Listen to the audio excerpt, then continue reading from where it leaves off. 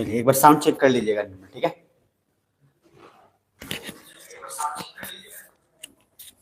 चलिए चलिए बढ़िया किए।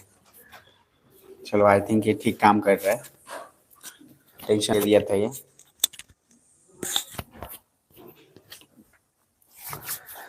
चलिए ठीक हो सब, ठीक हो ना?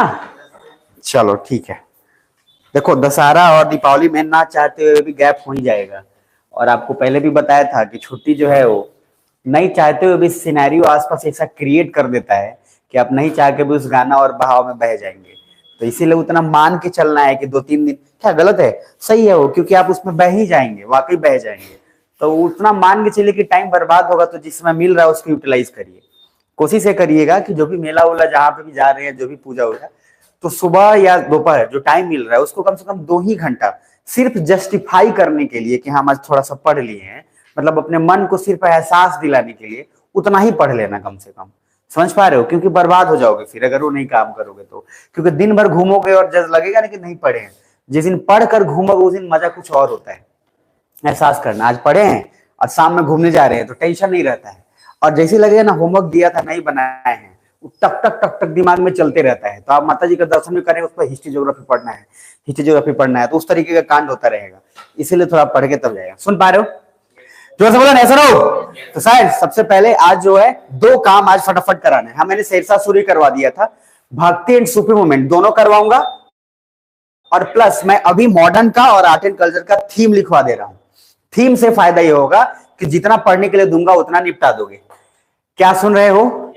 पढ़ने ही आए हो ना, तो थोड़ा एक बार जान ला के बोल लो, उसके बाद आगे बढ़ लो। जय माता दी बोलने की, उसके बाद यह सुनना बोलना है। तो भैया थोड़ा ध्यान से रखना, ठीक है? चलो तो पहले हम जो थीम डिस्कशन कर लेते हैं, उस थीम में पहले आर्ट एंड कल्चर का थीम डिस्कशन कर लेते हैं तेजी में, ठीक है? आज ज्यादा नहीं जाएगा, मॉडर्न, आर्ट एंड कल्चर का थीम और भक्ति एंड सूफी तीनों खत्म हो जाएगा। तो इसीलिए थोड़ा अलर्ट रहना। आज का क्लास अगर सच बोलूं तो बहुत इंपॉर्टेंट है, जो कि हमेशा बोलता हूं, तो आज भी बहुत इंपॉर्टेंट है, थोड़ा ध्यान दे लेना, ठीक है? और जिसको घर जाना हो तो टेंशन मत लेना, ठीक है? निकल जाना। आज पढ़ा के 3 दिन गैप रहेगा और उसके बाद फिर आप अपना घूम फिर के आ जाना। इस गैप में मैं इस बार कुछ नहीं दूंगा आपको, कुछ भी नहीं। इस बार थोड़ा अलग होगा, कुछ नहीं, मैं पूरा पूरा आप पे छोड़ दूंगा। आप बैठ के जो सोचना, जैसे समझना, अपने लाइफ के बारे में सोचना कि 3-4 साल बाद क्या होगा, मेरा नहीं होगा, सोचता रहना और अपना काम करते रहना। तो कोई होमवर्क नहीं रहेगा मेरे तरफ से, बिल्कुल फ्री होके जाना। समझ पा रहे हो? कोई होमवर्क नहीं रहेगा, क्योंकि सर होमवर्क दे के अपन क्या समझ गए हैं कि उससे कुछ होना जाना नहीं है। तो मैं पूरा आप पे ही छोड़ दूंगा। जो निखरेगा वो निखर जाएगा, जो बिखरेगा वो बिखर जाएगा। दोनों चीजें ऑप्शन अवेलेबल है आपके पास, तो टेंशन फ्री रहना। बस एक हिदायत है कि थोड़ा अपने बारे में जरूर सोचना कि आज से 2 साल बाद क्या कर रहे होंगे, या 3 साल बाद कहाँ पे होंगे। यहीं पे रगड़ रहे होंगे, वही घर वही डेरा, या फिर 2-3 साल बाद लवासना में रगड़ रहे होंगे, या शादी हो गई होगी और क्या होगा। तो 2-3 साल बाद सिर्फ लिखना डायरी में और सोचना कि 3 साल बाद अपने को कहाँ रहना है। उस बहुत आंसर मिल जाते हैं। कभी कभी ना अपने को पता ही नहीं रहता है कि गोल क्या है, करना क्या है, खुद को नहीं पता रहता है करना क्या है। जब ये पता चल गया कि करना यही है, तो फिर उसके बाद और सारा धांधली हटाकर ये सोचो कि अब कैसे करना है। कैसे करने के लिए मैं आपको ऑलरेडी स्ट्रैटेजी बता चुका हूं। क्या सुन पा रहे हो? 8 महीने की स्ट्रैटेजी है। बहुत लोग को जब ये नहीं पता है क्या करना है, आपको ये पता चल गया क्या करना है, बहुत बड़ी बात है, ध्यान रखना। बहुत लोगों का जीवन बीत जाता है, उनको पता नहीं रहता है कि हमको करना क्या है। ऐसा ही बीत रहा है, बस उनको तब तक पता ही नहीं है कि क्या करना है। और आपको पता चलिए कि भैया यही करना है, तो अब कैसे करना है। पॉइंट ये है, कैसे के लिए मैं आपको ऑलरेडी स्ट्रेटेजी बता चुका हूं, ऑलरेडी सारा प्लान बता चुका हूं कि पढ़ोगे पूरा रिवीजन हो जाए एग्जाम। तो कैसे भी पता है, क्या भी पता है, और इसके बावजूद अगर नहीं हो रहा है तो फिर गलती किसकी है? आपकी गलती है। इसीलिए बस ध्यान में रखना है कि जब जब आप कभी बोलते हैं ना, देखो इंपॉर्टेंट ये है कि लाइफ में अगर किसी को ये पता चल जाए कि अपने को करना क्या है, तो इससे बड़ा और सुख कुछ नहीं है।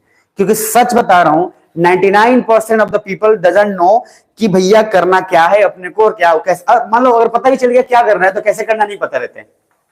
जैसे आपको बीमारी हो गया, आपको पता है कि बुखार है, तो आप ऐसे लोगों से जाकर पूछेंगे बुखार का दवा जिनको पता नहीं है। जैसे आमतौर पर कैरियर का सलाह मम्मी से पूछेंगे, मम्मी क्या करी, अब मम्मी क्या बताएगी? मम्मी से आप पूछेंगे, हमेशा गलत इंफॉर्मेशन लेंगे। मम्मी बोलेगी बेटा ठीक है जो करना है कर लो। तो आप उनसे राय लो जिनको पता है। तो रिक्वेस्ट निवेदन ये है कि आप 3-4 दिन जो भी करना आराम से करना, और सोचना बस यही कि 3 साल बाद कहाँ रहना है। अगर 3 साल बाद जहां पे हो वहीं पे रहना है, तब तो फिर भगवान भला करे आपका, और उससे बेहतर करना है तो एफर्ट मारना पड़ेगा। मैं बस ये चाहता हूं कि 8 महीना जीवन का इतना बेहतरीन बना लो, इतना मेहनत कर लो कि रिजल्ट का परवाह न रहे। बस ये रह जाए कि हाँ हम पूरा पढ़े हैं बस जम के। ये एहसास जिस दिन आपको हो गया उस दिन कोई रिजल्ट, कोई माइकल लाल आपका नहीं रोकने वाला है। इसीलिए वो 8 महीना सिर्फ पढ़ लीजिए बिना कुछ ये दबाव लिए कि क्या होगा क्या नहीं होगा। क्या सुन पा रहे हो? तो सर अब आर्ट एंड कल्चर का थीम आपसे निवेदन है, ये आर्ट एंड कल्चर का थीम जो बता रहा हूं इस थीम को एक बार लिख लो और लिखने के बाद फिर आगे फर्दर कोशिश करना उसका डेटा और जो नोट्स भेजूंगा तो उस नोट्स में से रीड करने की कोशिश करना। मैं एक बार पूरा कराऊंगा बट आप कर लेना। तो चले पहला आर्ट एंड कल्चर का थीम 1, थीम 1 में लिखेगा। और ये जितना बता रहा हूं आर्ट एंड कल्चर उतना ही नेसेसरी है, उतना ही कर लो तो गलीमत है। बाकी पढ़ने के लिए पूरा दुनिया पड़ा है, ये नीति सिंघानिया वगैरह नहीं पढ़ना है भैया। तो अभी हम सिर्फ थीम बता दे रहे हैं और नोट्स जो आपको भेजेंगे उतना कर लेना। हम पूरे आश्वस्त होकर कह रहे हैं उस नोट्स से आपका पूरे आर्ट एंड कल्चर का क्वेश्चन बन जाएगा। इक्का दुक्का जो बचेगा वो आपके न्यूज़पेपर से कवर अप हो जाएगा, बात खत्म। क्लियर है जी? तो सबसे पहला थीम 1, थीम 1 में लिखिएगा इंडियन पेंटिंग। इंडियन पेंटिंग, ध्यान रखना कि हर जगह जब हम बोल रहे हैं तो इंडियन वर्ड जुड़ा हुआ है। तो इंडियन पेंटिंग पहला थीम, कॉमा इंडियन पेंटिंग के बाद। दूसरा आर्किटेक्चर, इंडियन पेंटिंग के बाद आर्किटेक्चर, और आर्किटेक्चर के बाद स्कल्पचर। ठीक है, Indian painting, architecture and sculpture. देखिए राष्ट्रपति जी आई और आके चली भी गई। बहुत लोगों को पता तो भी नहीं चला कि राष्ट्रपति जी आई हैं। आराम आराम से काम अंदर ही अंदर हो गया। नीतीश बाबू जो है पॉपुलर कर दिए। देखिए जब तक जिंदा है तब तक हमारा साथ रहबे ना करेगा जी, नीतीश बाबू बोल रहे हैं। और हम पहले ही बोले थे अक्टूबर आने दीजिए, बीजेपी की तरफ जाएंगे। और जाके देखिए, अरे स्टेटमेंट ये वाला सुने है कि नहीं सुने हैं? एकदम खुलेआम आई बात हम बोले कि नहीं बोले हैं? हम बहुत पहले ही बोले हैं कि अक्टूबर तक आने दो, उसके बाद देखना सारा। और जिस तरीके से वो बोले हैं उस तरीके से आपको एहसास करना बहुत आसान है। तो क्या बोले कि जब तक जिंदा है तब तक दोस्ती है ना है जी, क्या परेशान होना, मिल के काम करेगा। बताइए, ये काम जो है पहले नहीं बोले। फिर क्या बोले? सेंट्रल यूनिवर्सिटी दिए हैं, फिर ये दिए हैं, वो दिए हैं। आज तक कभी बोले नहीं, अभी बोल रहे हैं। तो अक्टूबर में जो है मामला गरमाएगा। अच्छा, जब मैं बोलता हूं कि मैं पहले बोला था तो आप इरिटेट नहीं ना होते हैं? और इरिटेट जो है वो बोलते हैं, हाँ जो नहीं बोल रहे थे उसमें नहीं बोलते हैं। तो sir Indian painting, architecture, sculpture समझ में आ गया। अब दूसरा थीम 2, देखो कल अगर आप कहीं बाहर निकलने की कोशिश किए थे तो कल रिस्ट्रिक्शंस ज्यादा था। अगर आप निकले होगा तो उसमें आपको, जैसे अभी डिस्कशन भी कर रहा था तो बोल रहा था नॉर्मली, तो उसमें देखिएगा कि वीडियो को गाड़ी भी मान लीजिए बाहर रोक दिया। ठीक है, वीडियो से आप लोग को पैदल जाना था और 2 आदमी के लिए गाड़ी एकदम खुला हुआ था, एसपी और डीएम सब जब आ रहा था ना, शटर पूरा हट जा रहा था, पूरा बैरिकेड हटा डीएम। उस समय वीडियो को लगता है कि तोनी सुख मेहनत कर ले रहते नु, आप समझ पा रहे हैं? तो सर हम एसपी रहते उस समय सबसे ज्यादा लगेगा आपको। आप अभी अपना नजरिए से देखेगा तो आपको लगेगा कि वीडियो तो वीडियो है, लेकिन वीडियो के नंबर दे दिया रहता तो आज हम उस गाड़ी में होते और हमको पैदल नहीं जाना होता। हालांकि उस लेवल पे आप बहुत जस्टिफाई करते हैं, इसलिए सबसे ज्यादा कोई इनसिक्योर है तो बीपीएससी वाला है। सबसे ज्यादा टेंशन हुए रहता है इसलिए क्योंकि सर वो यूपीएससी की तैयारी किया है पूरा जबरदस्त, हुआ नहीं तब वो बीपीएससी में आ गया। और अब जब वो यूपीएससी वालों को देखता है तो दिमाग खराब होने लगता है उसका। और ये अच्छा दिखाया है बहुत जगहों पे। इसीलिए मैं बार बार ये कहता हूं कि मेहनत अपने पल्ले से झाड़ दो कि हम मेहनत कर लिए, मतलब एक काम है मेहनत, और वो मेहनत कर लो बस, उसके बाद जो होगा होगा, ताकि अफसोस ना रहे। बीपीएससी का भी निकले तो लगे यार कि देख भाई हमारा औकात यहीं तक था, हम मारे थे पूरा एफर्ट, गड़बड़ा गया। लेकिन सच बताएं सर, अगर जो आदमी पूरा सब छोड़ के किसी एक चीज पे भिड़ाई करे ना, उसका रिजल्ट होने का नहीं होने का मतलब सवाल ही नहीं, वो सक्सेसफुल हो ही जाएगा अगर आप सब कुछ छोड़ के उसमें लग जाते हैं तो। और छोटा छोटा कितना एग्जांपल तो देता हूं। एक कपड़ा जो आपके दिमाग में हमेशा चल रहा है कि ऐसा जींस ऐसा शर्ट जो आप देख चुके हैं, दिमाग में इमेज क्लियर है, वो आपको आज नहीं तो कल मिल ही जाता है। चाहे फ्लिपकार्ट पे मिल जाए, चाहे अमेजन पे मिल जाए, ऑफर में मिल जाएगा। क्यों? क्योंकि दिमाग में पिक्चर क्लियर है। आपके दिमाग में पिक्चर क्लियर है कि आईएएस की गाड़ी में बैठे हैं, बत्ती चल रहा है, पीछे से चल रहा है, एकदम मतलब बोलते हैं ना क्लियर पिक्चर रखो। और जा रहे हैं और हराम को कांस्टेबल से बोल रहा है सैल्यूट, गेट खोल। ये जब दिमाग में आने लगेगा ना, ये पूरा क्लियर पिक्चर बनेगा कि हम बैठे हुए अपने आप को वहां सोच लिए तो बन जाओगे। और लग रहा है कि ना टेम्पो में बैठल बनी हम, अगर ऐसा लग रहा है तो फिर टेम्पो में बैठिएगा। इसीलिए इमेज जो है बहुत बड़ा काम करता है। इमेज क्लियर रखो, जिस चीज का इमेज क्लियर है उसको आपको हासिल करना बहुत आसान। क्या सुन पा रहे हो? तो इमेज क्लियर रखो। थीम 2, तो पहला थीम मेरे साथ रिपीट करना। पहला क्या है? Indian painting, architecture and sculpture. Theme 2 Indian music. Theme 2 Indian music, comma dance theatre, तो Indian music, dance and theatre, theme 2 done. तो मैं यहां पे लिख दे रहा हूं आई एम और डांस एंड थिएटर। तो इंडियन म्यूजिक फॉर्म नहीं होते, बहुत अलग अलग तरीके होते हैं। मार्शल का स्पेलिंग यहां जरूर ध्यान से देख के लिखिएगा, मार्शल आर्ट, ठीक है। थोड़ा सा आई इधर उधर हुआ तो दिक्कत हो जाएगा। अब इसको आई को इधर कर दिए तो हो गया मैरिटल आर्ट, आप समझ पा रहे हैं, इसलिए मार्शल आर्ट ध्यान से रखिएगा। यहां मार्शल आर्ट हो गया। Theme 4 Indian language, Indian language, theme 4 Indian language लिख लिए। Theme 5 science and tech, theme 5 में लिख लीजिए साइंस एंड टेक, हो गया डन। ये पूरा का पूरा आर्ट एंड कल्चर का क्रक्स है और टू द पॉइंट आपको सारा क्वेश्चन बन जाएगा, एकदम गारंटीड। और जब बोलता हूं गारंटीड तो गारंटीड, एकदम 110%, कहीं से 1% ना कम ना ज्यादा आएगा। इससे आपका पूरा आर्ट एंड कल्चर का क्वेश्चन हो जाएगा ये 5 थीम से। क्लियर है यहां तक? जो सब बोले ऐसे रहो। तो सर अब इसके आगे ये वाला होने के बाद मॉडर्न हिस्ट्री का थीम लिख लो और उसके बाद डिस्कशन करेंगे। ये आर्ट एंड कल्चर आपको ना कोई पढ़ाएगा ना कभी सिखाएगा, ये ध्यान रखना। यहाँ पे तो खैर छोड़ ही दो, भूल ही जाओ। कुछ लोग आए थे तो कुछ वीडियो देख के बोल रहे थे कि सर ये इतना ज्यादा मोतिहारी में कौन कराएगा, तो वो बोल रहा था कि पढ़ाने के लिए ही बोल रहा था। तो वीडियो देख के आया था, एंटी डिफेक्शन लॉ वाला पढ़ाया था। तो हम बोले यही तो करना है जो अभी तक नहीं हुआ है, जो हो चुका है उसको करना नहीं है। सब रेलवे कर रहा है तो आप आईएएस करो। जिस दिन सब आईएएस करेगा वो दिन आप प्रधानमंत्री बनने के लिए सोचना। सोच तो एकदम छोटा रखना ही नहीं है, एकदम लड़ते रहो आगे पे। तो पहला थीम 1, थीम 1 में लिखिएगा सबसे फर्स्ट, थीम 1 में लिखिएगा arrival of Europeans, arrival of Europeans यानी कि यूरोपियंस का आना। और सर जब हम यूरोप बोलते हैं तो मैपवा मत भूलिएगा। तो अराइवल ऑफ यूरोपियंस, इसमें सब कोई आएंगे, तो पुर्तगीज भी आएंगे, डच भी आएंगे, फ्रेंच भी आएगा, ब्रिटिशर्स भी आएगा। और सर देखो मॉडर्न हिस्ट्री पढ़ने का मात्र तरीके पे ही डिपेंड करता है, दिमाग में बस एक पिक्चर रखना है। लेटर मुगल्स कमजोर था इसीलिए पुर्तगीज ये सब क्या किया, डोमिनेट किया। अरे लेटर मुगल्स वही रंगीला उंगीला, तो जितना रंगीला फर्रुखसियार ये सब का सब कमजोर था, जिसके कारण क्या है आक्रमण करने का मौका मिला उन लोगों को। और जब वो लोग आए तो वो लोग रह गए।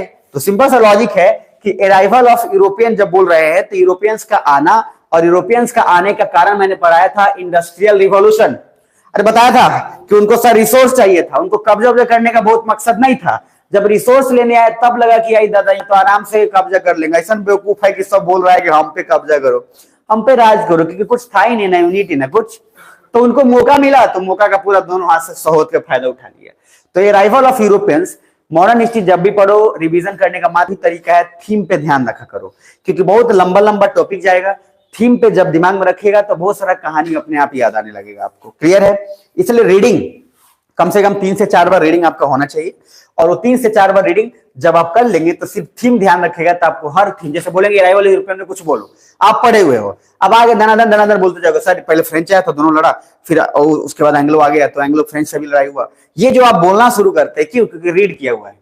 आप अगर रीड नहीं करेंगे तो आप बोल नहीं पाएंगे, इसीलिए वहां पे थीम काम तब आता है जब आप रीडिंग किए हो। तो थीम 1 में arrival of European, comma later Mughals, later Mughal. अरे मैं पढ़ाऊंगा नहीं क्योंकि लेटर मुगल आपको बताया जा चुकी रंगीला वाला, तो ये हो गया लेटर मुगल्स। तो सर लिखवाया क्यों? लिखवाया इसलिए कनेक्शन बना रहे कि लेटर मुगल्स जब ध्यान में आया तो बोले कि अच्छा कमजोर था इसलिए यूरोपियंस जो है डोमिनेट करने लगा। तो इसलिए माइंड का जो है खटकाने के लिए खाली है, अदरवाइज इस थीम का कोई इंपॉर्टेंस नहीं है। तो लेटर मुगल्स, कॉमा एक और उसमें लिखिएगा ब्रिटिश इंपायर, ब्रिटिश इंपायर। अब हम ब्रिटिश इंपायर काहे बोल दिए? काहे कि यूरोप के तो सब लोग आए लेकिन स्ट्रांग बन के कौन रह गया? ब्रिटिश। सबको मार पीट के अपना सत्ता स्थापित कर लिया। तो ब्रिटिश इंपायर का जो मेन उसका कब से कब तक? 1757 से लेकर 1857 तक, 1757 से लेकर 1857 तक। क्योंकि 1757 बताया था बैटल ऑफ प्लासी, फिर 1764 बक्सर का युद्ध, यानी कि 1757 के बाद अंग्रेज लगभग बंगाल पे कब्जा करने के बाद इतना हावी होना शुरू हो गया था कि लगभग इतिहास में क्लियरली दिखने लगा था कि आगे चलकर ब्रिटिशर्स का पूरा राज होगा। क्या सुन पा रहे हो? इसलिए ब्रिटिश इंपायर 1750। अभी देखो कैसे पढ़ना है तैसे याद रखना। अच्छा है, लेटर मुगल कमजोर था तो ब्रिटिशर्स लोग आए, यानी कि यूरोपियंस आए, और उन यूरोपियंस आएंगे तो सबका अपना क्या है, डिजायर है, तो आपस में लड़ेंगे। अब एक अनार 100 भी मार तो मारपीट होगा। जब मारपीट हुआ तो सर उसमें सबसे ताकतवर कौन निकले? ब्रिटिश। और ब्रिटिश जब ताकतवर निकले तो उन्होंने 1757 से 1857 के फेज में फिर कितना सारा कैप्चर किया। पर मैं आपको एक ट्रिक बताऊंगा जो पहले भी बताया था। पूरा मॉडर्न हिस्ट्री जो है मात्र 3 से 4 डायलॉग में पूरा का पूरा मॉडर्न हिस्ट्री आपके सामने रख दूंगा मैं, एकदम गारंटी। और आपको याद भी हो जाएगा विथ डेट, एकदम गारंटी के साथ। 5 या 6 डायलॉग है और बड़ा मस्त मस्त डायलॉग है, काम आपका आसान हो जाएगा 110%। लेकिन रीड कर लोगे तो उसके बाद और ज्यादा आसान होगा, और पूरा डेट के साथ। और जिस तरीके से मैंने आपको आईआर में जो पहला थीम पढ़ाया था ना, डेट वाला, जो मैंने बोला था अंतिम तक काम आएगा, वैसे ही ये जो मॉडर्न हिस्ट्री पूरा बताऊंगा उसमें पूरा मॉडर्न हिस्ट्री का सारा क्वेश्चन आप लपेट सकते हो, एकदम पूरा टू द पॉइंट, कहीं से कोई दिक्कत नहीं होगा, बस आपको रीड करते रहना है। तो थीम 1 हो गया, रिपीट करना। थीम 1 क्या क्या है जरा बताना। अराइवल ऑफ यूरोपियन, दूसरा लेटर मुगल, और उसमें ब्रिटिश इंपायर 1757 से 1857। ये दोनों डेट इसलिए याद है क्योंकि इतिहास में ये दोनों डेट का बड़ा इंपॉर्टेंस है, इसके बिना काम होना नहीं है। अब आते हैं थीम 2। तो सर चूंकि ब्रिटिशर्स सब कब्जा कर चुके हैं तो इंडिया में बहुत सारा चीज ऐसा भी है जो दिमाग खराब होगा। तो दिमाग खराब कब होगा? क्योंकि ब्रिटिशर्स ने सताना शुरू किया है। तो 1857 का विद्रोह, ये तो सर सबसे फेमस है, तो इसको एक अलग ही हम पढ़ेंगे, रिवॉल्ट ऑफ 1857, जो आप मॉडर्न हिस्ट्री में हमने पहले ही पढ़ने के लिए आपको बोल दिया है कि इसका कारण जान लो। पहला रीडिंग में ये मत सोचना कि पहला रीडिंग हो गया तो हो गया। पहला रीडिंग में आपको ये फायदा क्या है कि जो बोलूंगा तो आपको कनेक्ट होगा कि ये क्या बोल रहा है, समझ में आ रहा है? तो सर इसमें आपको पता चलेगा कि 1857 में हार का कारण क्या था। एक साथ इकट्ठा नहीं होना, कोई प्लानिंग नहीं होना, कोई लीडर नहीं होना, बहुत सारे इसके कारण हैं। तो ये आपको 1857 का विद्रोह बहुत इंपॉर्टेंट है। और चूंकि ये नेशनलिस्ट मूवमेंट इसको बोला गया, मतलब राष्ट्र का पहला विद्रोह जो हुआ, तो इसलिए इसका इंपॉर्टेंस बहुत ज्यादा है। क्लियर है? अब आते हैं इसके अंदर कॉमा, रिवॉल्ट ऑफ 1857 कॉमा इसी में डाल दीजिएगा, सोशियो रिलीजियस रिफॉर्म, सामाजिक धार्मिक सुधार। तो सोशियो रिलीजियस रिफॉर्म, और ये सर कहने के लिए थीम है, लेकिन थीम का बड़ा फायदा होता है, मैं बता देता हूं। अगर किसी चैप्टर का ये थीम और माइंड मैप आपको पता हो तो उस चैप्टर को धांग देना बहुत आसान हो जाता है, समझ में आ रहा है? तो सोशियो रिलीजियस रिफॉर्म्स हो गया। थीम 2 रिपीट करना। थीम 2 में क्या क्या है? Revolt of 1857 and socio religious reform. अब लिखिए थीम 3, लिखिएगा थीम 3। तो थीम 3 में हो जाएगा नेशनलिस्ट मूवमेंट, नेशनलिस्ट मूवमेंट। अब चूंकि 1857 का विद्रोह, हम एकदम एक खाका तैयार कर देंगे, नेशनलिस्ट मूवमेंट लिख लिए। और नेशनलिस्ट मूवमेंट आमतौर पे जो हम देखेंगे वो ज्यादातर तेज हुआ 1905 से 1918 का एक फेज, और गांधी जी भी इसमें खूब एक्टिव धीरे धीरे होना शुरू कर जाएंगे। 1914 के बाद फिर वो एक्टिव होना काफी शुरू हो जाएंगे, ठीक है? तो 1905 से 1918 के फेज में नेशनलिस्ट मूवमेंट लिखिएगा, नेशनलिस्ट मूवमेंट हो गया कॉमा। अब चूंकि नेशनलिस्ट मूवमेंट स्टार्ट हुआ है तो उसी बीच में और भी चले अलग अलग जगह पर, जैसे मान लो अब एक मूवमेंट स्टार्ट हुआ, उसकी जगह पे स्वदेशी स्टार्ट हो गया, फिर जनजाति लोग अपना अलग अलग विद्रोह शुरू कर दिया गांधी जी के नाम पे। जब होता नहीं है कि लूट मार जब करना है, एक वो हुआ, एक ने मारना शुरू किया, फिर हर जगह मारपीट करना शुरू कर दिया। तो इसीलिए नेशनलिस्ट मूवमेंट के साथ लिख लीजिएगा मास नेशनलिज्म। मास नेशनलिज्म का मतलब क्या? बड़े स्तर पे, बड़े झुंड में, यानी कि अब वो नेशनलिज्म लगभग एक सीमित दायरे में नहीं है, पूरे ऑल ओवर इंडिया में उसका विस्फोट हो चुका है। और मास नेशनलिज्म का सबसे बड़ा और इंपॉर्टेंट फेज है 1917 या 1918 से लेकर 1939 तक। 1918 से 1939 यानी कि वो समय है, ये वर्ल्ड वॉर 1 1905 से 1918 वाले फेज में वर्ल्ड वॉर 1 का कांड हो चुका है। तो एक मूवमेंट यहाँ पे काम हो गया, वर्ल्ड वॉर 1 ना 1914 से 1918 19। तो इस फेज में ये, तो यहाँ पे भी दबाव हमने डालना शुरू किया।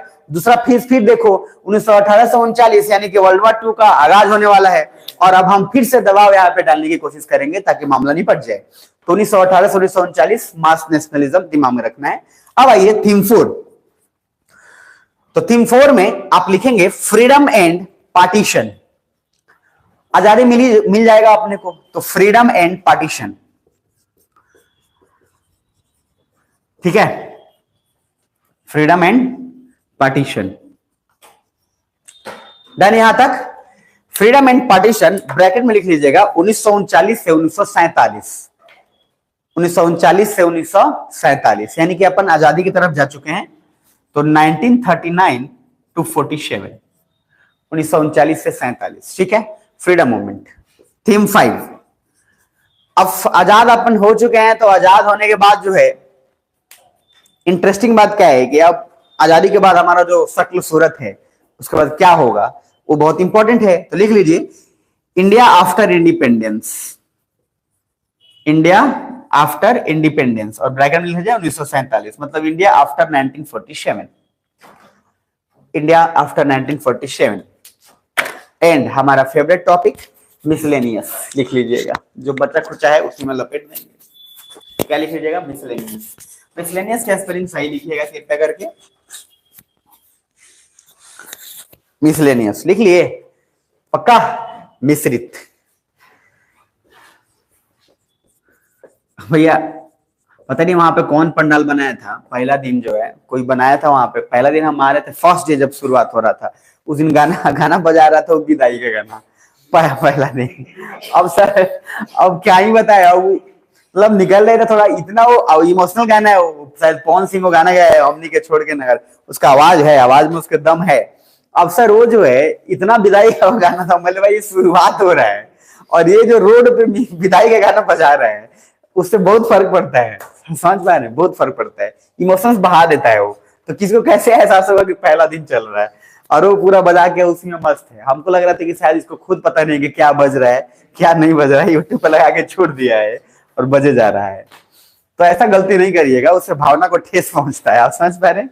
लगने लगता है कि खुशी का माहौल है अचानक से। आप सोचो ना, एक आदमी जब शादी हो रहा था तो शादी में क्या किया, वो गया और जाके बोला कि सुन एक गाना बजाओ, फरमाइशी नहीं चलता है, और लड़का का बेटा हो या भाई हो तो और फरमाइशी चलता है भाई, जो भी है। तो बारात आया हुआ था और जाके उसको बोला कि गाना बताइए कौन सा गाना, तो जाके कह रहा है कि गाना बजाओ। तो एक निर्गुण है, निर्गुण जो आप लोग भरत व्यास वगैरह का सुनते हैं, तो उसमें एक निर्गुण है जो मरने के समय बजाया जाता है। आप समझ आए? ठीक है। अब सर वो गाना बहुत बहुत दमदार गाना है और मरने समय बजाया जाता है कि जो आंगन में होता विदाई और सब कुछ, ठीक है। अभी कह रहा है उसको कि गाना बजो, कहे पागल बड़ा का, तो कोई क्या बोल रहा है, हम लड़की के भाई बनी, बजेबे कि ना बजेबे। अब ये झूठ मूठ का बोल दिया। अब सर लड़की का भाई डिमांड कर रहा है द्वार पे तो बजेगा ही। अब सर जैसे ही बजाना शुरू किया आप समझ पा रहे, अब सब आ गया उसके पास। जब तक आया पूछा क्या है, अभी आपको लगता है कि बचेगा? समझ पा रहे, ये अपना रास्ता जो है निकाल लिया था, फिर निकल गया और गाना उधर बजे जा रहा है। तब आके उसको फिर डांटना पड़ गया, शांत किया गया। तो इमोशंस देखो, शादी के समय में गाना जो है कितना इम्पैक्ट करता है। आप समझ पा रहे हो कि गाना में पूरा माहौल चेंज हो गया, कुछ नहीं किया, माहौल चेंज कर दिया। तो इसीलिए गाना का बहुत महत्व है। गाना आप कहीं पे भी कोई नहीं बजा सकते, इसीलिए वो बहुत इंपॉर्टेंट है। अब कुछ लोग क्या है बेशर्म टाइप के होते हैं, पूरा फैमिली माहौल में है, सब कुछ है, वहां भोजपुरी गाना मान लीजिए बजा दिए, जिसका कोई मतलब मान लो जिसका कोई ताजुब और वजूब, शर्म उनको नहीं आ रहा है, लेकिन जो सुन रहा है उसको और शर्म ज्यादा आ रहा है। तो आपको अगर यही नहीं पता है कि कहाँ पे क्या गाना बजाना है, कहाँ पे क्या बोलना है, तो आपको कौन समझाएगा? समझाने का उसको देखिए तरीका है, श्री लेदर दूसरा और कुछ नहीं। तो खैर ये हो गया थीम 5 मिसलेनियस लिख लीजिए। अब मेरे साथ प्लीज ना थोड़ा माइंड मैप बना लो ताकि काम आसान हो जाए। तो माइंड मैप शुरुआत करते हैं और जीवन का आनंद ले लेते हैं। पहला आर्ट एंड कल्चर का माइंड मैप बनाएंगे, प्लीज रटना मत। थोड़ा पहले बार जब मैं बार बार बोलता हूँ दिमाग में पिक्चर कर लो तो पिक्चर कर लो। सबसे पहला आर्ट एंड कल्चर, पहला क्या था? तो इंडियन पेंटिंग। पेंटिंग से शुरुआत करते हैं। पेंटिंग में था आर्किटेक्चर एंड स्कल्पचर, वो सब एक साथ निपटा लेंगे जो भी है, ठीक है। दूसरा इंडियन म्यूजिक, डांस, थिएटर, वहां हो गया।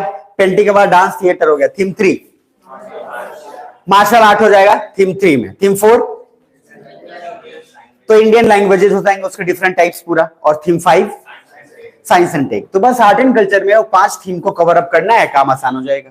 अब आते हैं मॉडर्न हिस्ट्री का, प्लीज दिमाग में बनाओ। तो पहले आया लेटर मुगल्स, यानी कि लेटर मुगल्स जो है निकम्मा निकले, तो निकम्मा निकले तो उसका फायदा उठाएगा यूरोपियंस, तो यूरोपियंस का अराइवल लेटर मुगल्स हो गया। और उसके बाद फिर ब्रिटिशर्स जीतेगा, तो ब्रिटिशर्स रखना है 1757 से लेकर कब तक? 1857। 1857 चूंकि विरोध तगड़ा होगा तो थीम 2 में रिवॉल्ट ऑफ 1857 एक बड़ा टॉपिक। और सोशियो रिलीजियस रिफॉर्म्स, जो ये रिफॉर्म्स है, ये सुधार की जरूरत इसलिए पड़ी क्योंकि सर इंडिया में भी इतना ज्यादा कुप्रथा था कि उसको सुधारने के लिए मूवमेंट का बहुत नेसेसरी होना जरूरी था। तो इसलिए सोशल रिफॉर्म्स का बहुत बड़ा इंपॉर्टेंस है। और राजा राम मोहन राय के बारे में मैंने जिक्र किया था कि उनको राजा का उपाधि कोई दिया था, तो मैंने बोला था उसमें कि अकबर सेकेंड यानी कि लेटर मुगल्स का जो है उसने नाम उसको राजा राम मोहन को बोला था इंग्लैंड जाके क्या करना है, हमारा पेंशन बढ़ाने का जो है काम करना है। तो राजा जी को अपना पेंशन बढ़ाने के लिए जो है किसी दूसरे का मदद लेना पड़ रहा है, इतने राजा जी स्ट्रांग हो चुके हैं। अब उसके बाद जब ये सोशियो रिलीजियस रिफॉर्म्स होगा, सुधार होगा, तो सुधार का इंपैक्ट देखिए पड़ेगा, ध्यान से समझना। जब भी गई कभी भी कहीं पे भी बड़ा बड़ा मूवमेंट हुआ है, उस हर मूवमेंट में एक रिलीजियस और सोशल रिफॉर्म्स हमेशा हुआ है और हमेशा होगा इस दुनिया में। क्योंकि अगर शांति जब चाहिए तो लास्ट तक लोग भगवान के जो है वहीं पे किनारे पे ही और भगवान के समकक्ष ही जाकर जो है अपना भड़ास निकालता है और पापों के भगवान बड़ा पाप कह लो मानी माफ कर दो और सारा कुछ। तो लॉजिकली है कि कोई भी ऐसा इतिहास का पहलू नहीं है जहां पे आपको रिलीजियस नहीं मिलेगा, इसका बिना कांड नहीं होना है। और मैंने बोला कि धर्म बहुत बड़ा गेम है, इसलिए मैंने बोला था कि इंडिया में धर्म का सिस्टम आपको बताया था जब मैं वर्ल्ड हिस्ट्री के लिए बढ़ा रहा था, तब मैंने आपको बोला था कि इंडिया में रिलीजियस ही है तभी इंडिया का टूरिस्ट प्लेस है। इसलिए जानबूझकर इंडिया का जो है जिस तरीके से है, तो कश्मीर में जैसे मान लो वैष्णो देवी वगैरह है और सारा कुछ उसको हाईलाइट किया गया ताकि टूरिज्म वहां चलता रहे। फिर इस तरह से साईं मतलब शिरडी और उन लोग का एक इंपॉर्टेंस है। फिर ईस्ट में जाएंगे आप तो उधर आपको नॉर्थ ईस्ट और जो भी है उधर आपको बहुत सारा मंदिर और बड़ा बड़ा मिल जाएगा टूरिस्ट के लिए। फिर वेस्ट में आपको मिल जाएगा, यानी कि इंडिया अगर रिलीजियस कार्ड नहीं खेलेगा तो इंडिया का पूरा व्यापार और टूरिस्ट ही खत्म हो जाएगा। तो हम तो उसको हाईलाइट करेंगे और वो करना जो है इंपॉर्टेंट है। तो लोग को लगता है धर्म धर्म, लेकिन धर्म के बिना काम होगा नहीं कुछ। और सर मैंने इसीलिए बोला था क्यों किया गया है, क्योंकि भगवान में आस्था रहता है तो पुलिस, अरे इतना पुलिस है नहीं, मैंने बताया था आपको इंडिया में या बिहार में इतना पुलिस है नहीं कि इतने लोगों को कब्जा करके और इतने लोगों का प्रॉब्लम सुलझा सकता है। इसलिए क्या बोला गया, भगवान को दे दिया गया। जब भी कुछ होता तो क्या बोलता, भगवान बर्डन दो। अब भगवान जी क्या करिए नहीं पता, लेकिन भगवान एक फेथ बिलीफ बन गया, और बिलीफ बन गया तो पुलिस उतना है नहीं तो उसका भी काम हो गया। इसलिए जो ज्यादा जरूरी केस रहता है वो पेंडिंग रहता है, बाकी भगवान को छोड़ दिया जाता है। भगवान नहीं है तो ठीक बा, ना तो जो है कट रहा है तो कट रहा है। आप समझ में किसी पूछेगा काल कटता है, भगवान के दिवस है कटता, तो जो है वो आता रहता है। तो ये फेथ चलता रहता है। तो पूरा ओवरऑल ये आ गए 57 सोशियल रिलीजियस रिफॉर्म के बाद मैंने बोला नेशनलिस्ट मूवमेंट। चूंकि अब 1857 के विद्रोह है तो दमन किया जाएगा, और दमन का अब जो है दमन और बढ़ जाएगा। इसलिए मैंने बोला था कि सब तोप पे बैठा के उड़ा दिया, बहुत सबको, आदमी सबको, इंसानियत का हाउस है तोप पे बैठा के उड़ा दे रहा है ये अंग्रेज। तो सर ये जो हैवानियत है और ये जो पूरा का पूरा जो मानवता का जो घृणा वाला काम है, ये धीरे धीरे फिर इकट्ठा होगा लोग, और तब फिर नेशनलिस्ट मूवमेंट के लिए तैयार होगा। लगभग उसमें 40-50 साल उसमें भी लगेंगे, तो 1905 तक आते आते और इस समय अपना काम, ठीक है। तो एमजी दुबे आएंगे, महात्मा गांधी दुबे, आप समझ पा रहे हैं। तो नहीं चल रहा है, अच्छा। तो एक आएंगे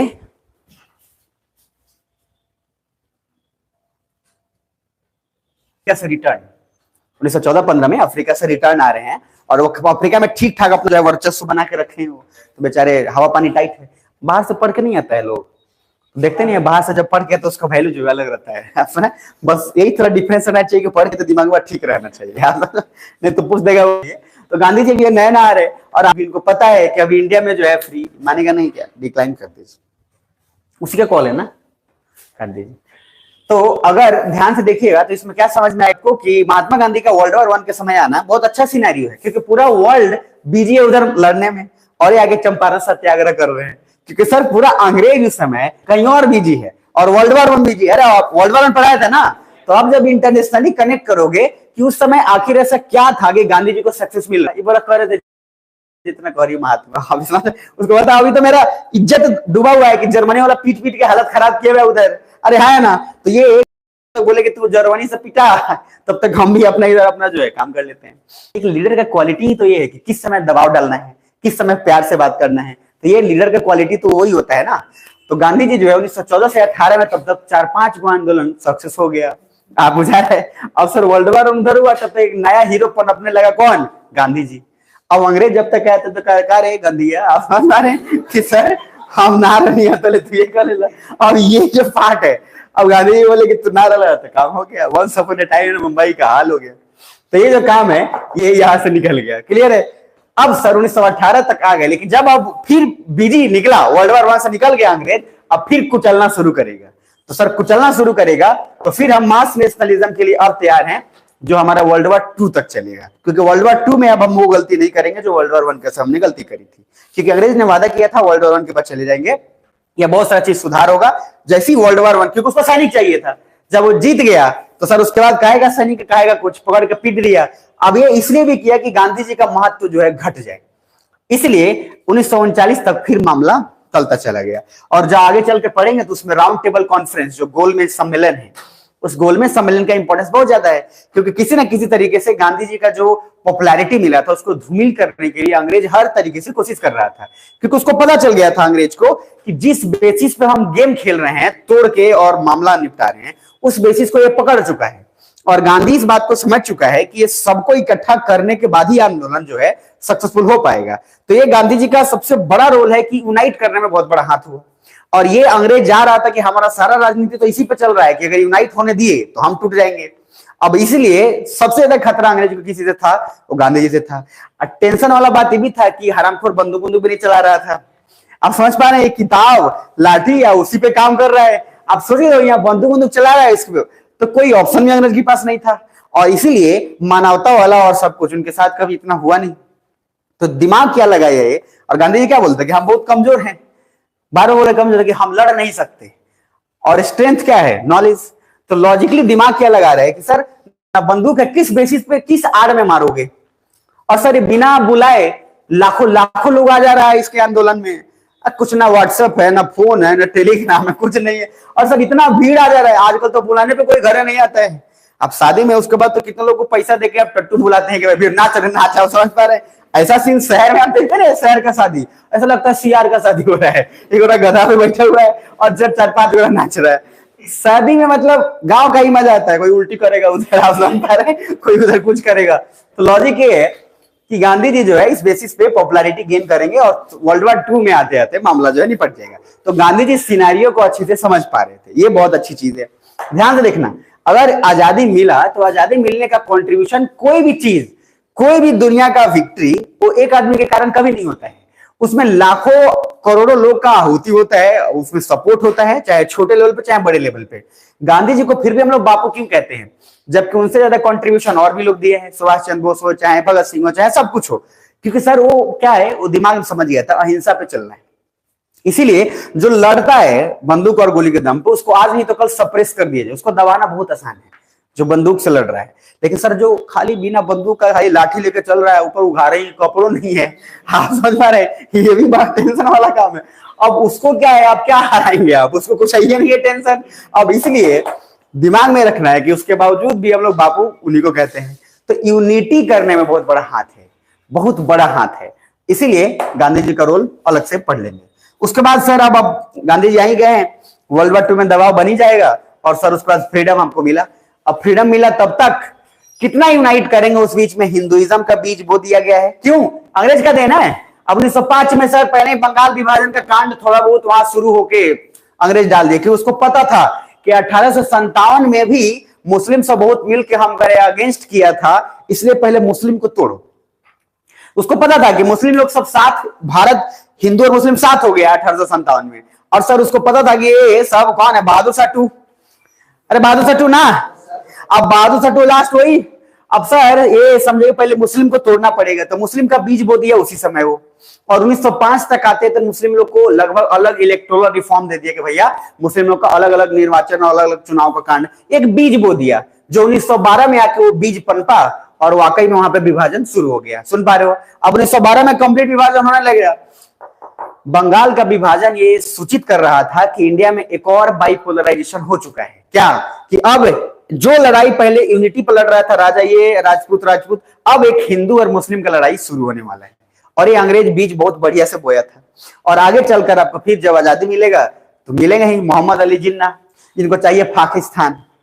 आप समझ पा रहे हैं, जो इस बेसिस पे बना है जिसका कोई बेसिस ही नहीं है, कोई बेसिस नहीं है। आप समझ पा रहे हैं, ना बेसिक, ना तुक, ना लॉजिक, कोई लॉजिक नहीं है, ना कोई प्लान, ना कुछ। बस इसलिए बना क्योंकि मोहम्मद अली जिन्ना का अकेला एक ऐसा आदमी था जो चाहता था कि हमारा पावर है, उसको पता था कि जब तक ये नेहरू जीवा है तब तक ही हमको पावर देगा नहीं। तो ये क्या बोले कि कम से कम अलगे सही जिन्ना का वो जिद है जिसके वजह से अलग रिफॉर्म्स मिला, बाकी और कोई उसमें इंटरेस्टेड नहीं था, क्योंकि जिन्ना भी एक पावरफुल लीडर था, नॉलेजेबल इंसान था काफी, उसको हल्के में नहीं ले सकते, लेकिन हारा। पाकिस्तान उसी समय आजाद हुआ। अगर नियत और कैरेक्टर ठीक रहता है तो आज आप उतने पीछे नहीं रहते जितने पीछे आप हैं अभी। क्या समझ पा रहे हैं? तो सर मोहम्मद अली जिन्ना का जो है ये डिसीजन बड़ा डेंजर हुआ। खैर, अब इसके बाद आते हैं पार्टीशंस के बाद जो भी बचेगा कि इंडिया का 1947 के बाद क्या हालत है, और उसमें थोड़ा सा कॉन्स्टिट्यूशन जो है कैसे बना है। तो कॉन्स्टिट्यूशन बनने का पार्ट थोड़ा पॉलिटी में पढ़ा दिया जाता है और उसके बाद आईआर वाला में खींच लिया जाता है। सुन पा रखना है, बात खत्म। अब आते हैं मेराइबल वाला जो पार्ट पढ़ाया था, उसमें हेडिंग डालिएगा भक्ति एंड सूफी मूवमेंट। उसमें मैं 2 माइंड मैप बताऊंगा और क्लास आज खत्म करूंगा, और उस 2 माइंड मैप में आपको बहुत हेल्प जाएगा, ठीक है, भक्ति और सूफी मूवमेंट का। तो कृपया कर भक्ति एंड सूफी मूवमेंट हेडिंग है, और उसके बाद हम लोग अपना डिसीजन आगे बढ़ाते हैं। तो क्या ये थीम आपको याद रहेगा? मान के चलो, तो प्लीज ये याद रखिएगा थीम, और हंसते गाते रोते रिवीजन करते रहिएगा।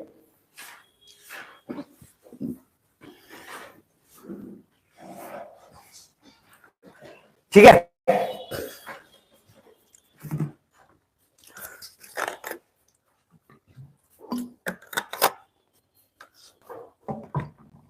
पहले लिखो भक्ति मूवमेंट। भक्ति मूवमेंट,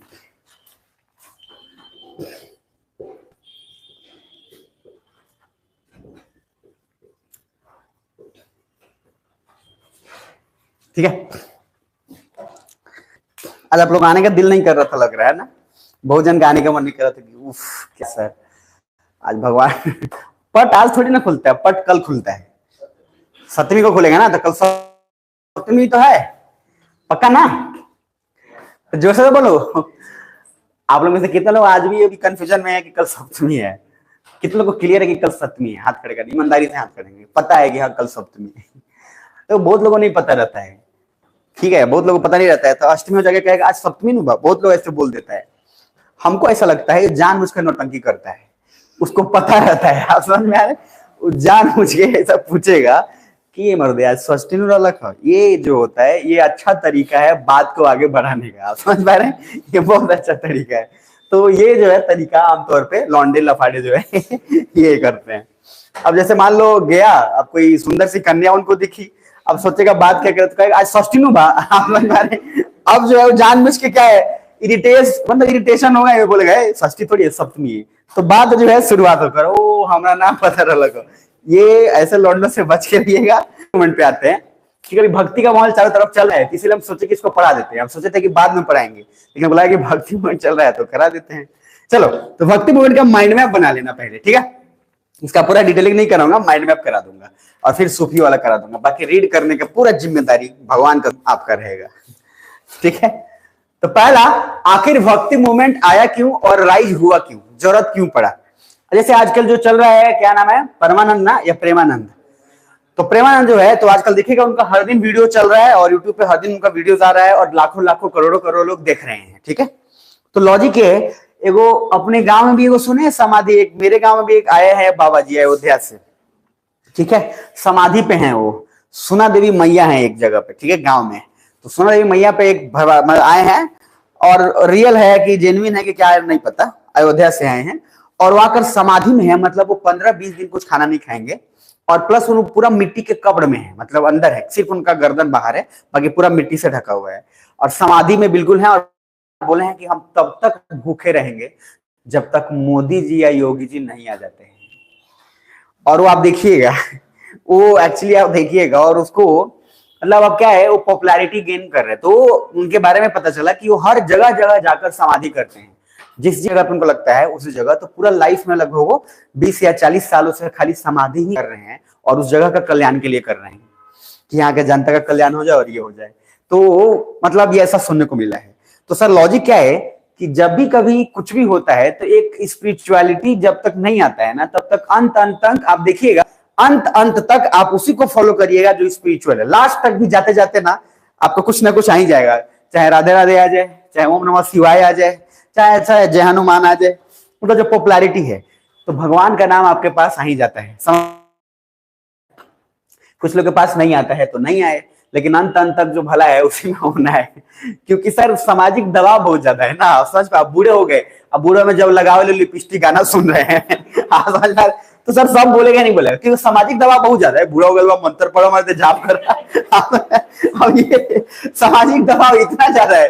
अच्छा ये ज्यादातर दबाव जो है ये बहुत सारा, देखिए बुढ़ापे में जो मर्द लोग का दबाव है वो जवानी में दबाव उन लोग पे कम है, बुढ़ापे में उनपे दबाव ज्यादा आ जाता है कि वो काका ठंडा पानी पिया हो सकता है ये ना, जो है जौन प्रभु बुझा तो ज्यादा खाता है सुल्तान तो इस तरीके का जो है बुढ़ापे में ज्यादा दबाव आता है, जवानी में नहीं होता है दबाव।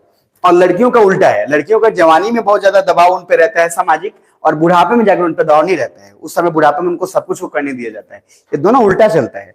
इसीलिए थोड़ा दिमाग में रखना ही है कि सर कंट्रोलिंग में ज्यादातर एज के हिसाब से चलता है। तो रिक्वेस्ट निवेदन ये है कि भक्ति थोड़ा सा जब दिल से आए तो कर लेना चाहिए, जब तक दिल में नहीं आ रहा है मत करो, उसमें कोई आपने पाप नहीं किया है, कर्म ठीक करो बस।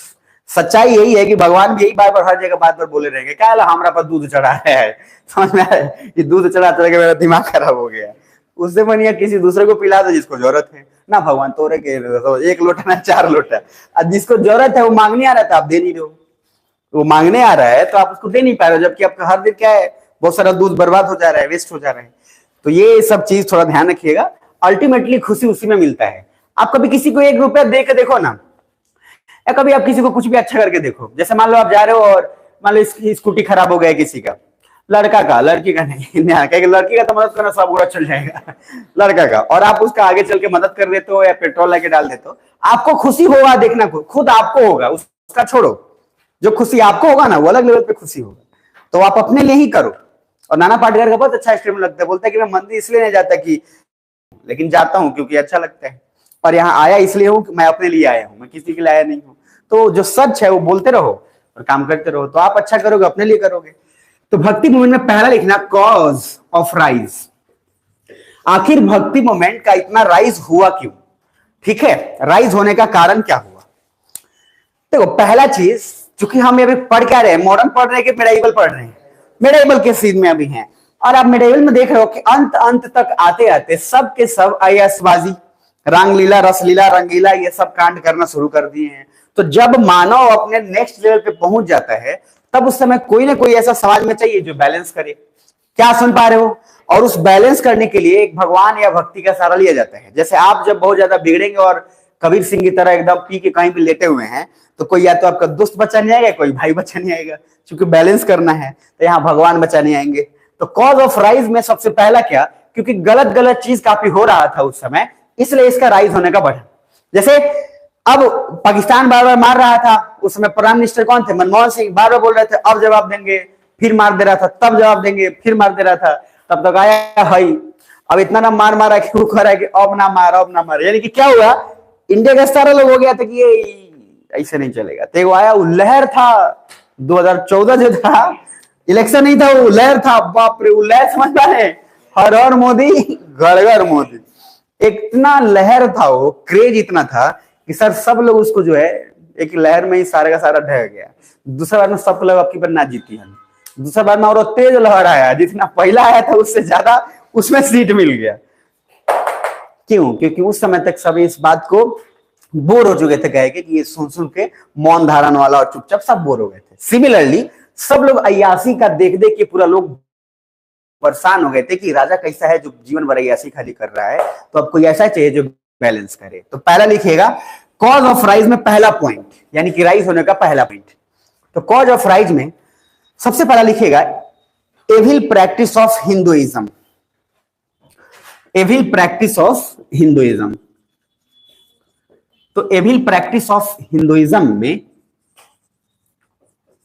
एविल प्रैक्टिस ऑफ हिंदुइज्म का यहां मतलब क्या है, पहला चीज कि हिंदू धर्म में ऑलरेडी इतना सारा कुछ था, कुकर्म कांड इतना सारा, मान लो सती प्रथा से लेकर चाहे और भी बहुत सारा चीज, कि धर्म के नाम पे बहुत सारा चीज उधर भी चल रहा था।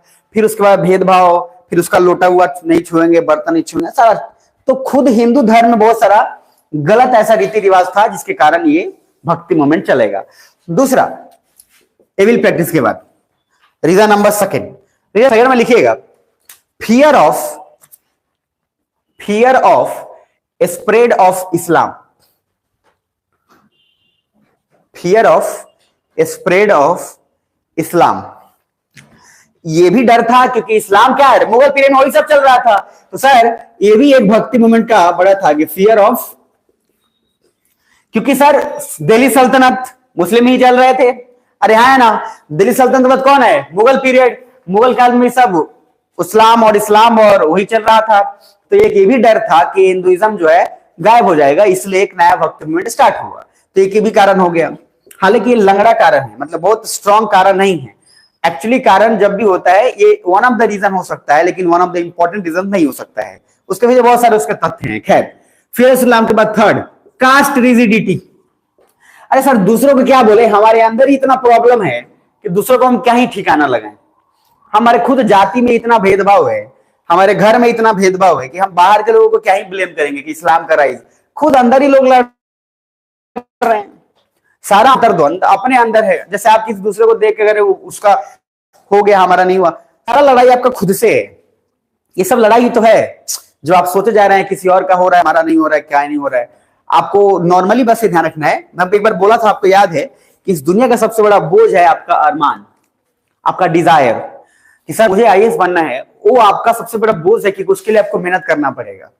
कोई और बोझ उससे बड़ा कभी नहीं होता। अरमानों से बड़ा कोई बोझ आज तक हुआ ही नहीं, और वो अरमान पूरा करने के लिए आपको मेहनत करना पड़ेगा।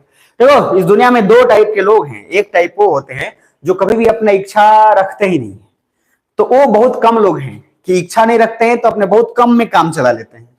और एक वो लोग होते हैं जो इच्छा रहता है और मेहनत भी करना नहीं चाहते हैं, और यही लोग समाज का सबसे बड़ा पाप और घृणित काम करेगा।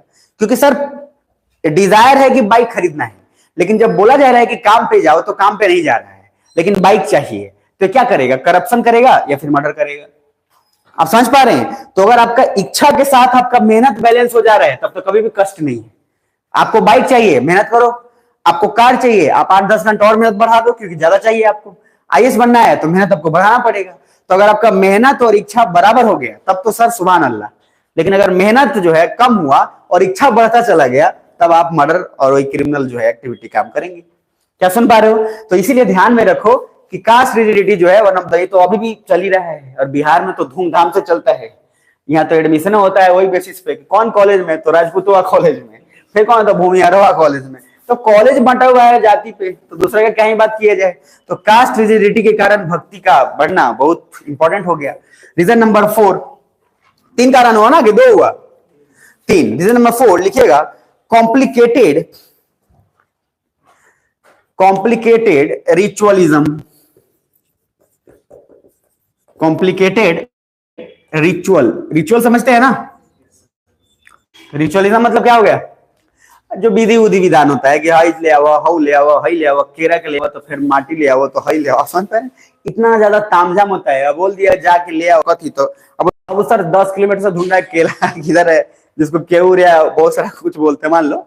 तो इतना ना टफ उसका रिचुअलिज्म है कि कोई भी आदमी पगला जाएगा कि भाई कहाँ से ले आएंगे, क्या करेंगे। तो ये एक बहुत बड़ा प्रॉब्लम भी है, और ये प्रॉब्लम आज भी है। अब आपको श्राद्ध करना है, श्राद्ध करने में खटिया ले आओ, पंडित जी मांगते हैं, साइकिल ले आओ, तो हई ले आओ। श्राद्ध हो गया, मरने वाला मर के चला गया, जो जिंदा है उसको भी मार रहा है ले लेके आपस में, उसको है नहीं देने का। अब पंडित जी उसमें भी नौटंकी शुरू की, ना ले नहीं आओ। पंडित जी बहुत कम होते हैं जो कम में काम चला लेते हैं, मान लो तो उसके पास ऑप्शन होता है। शास्त्र में हर चीज का एक दूसरा ऑप्शन दिया हुआ है कि अगर मार्कर नहीं ला पाया तो मार्कर की जगह पे किसी और चीज से काम चला सकते हैं।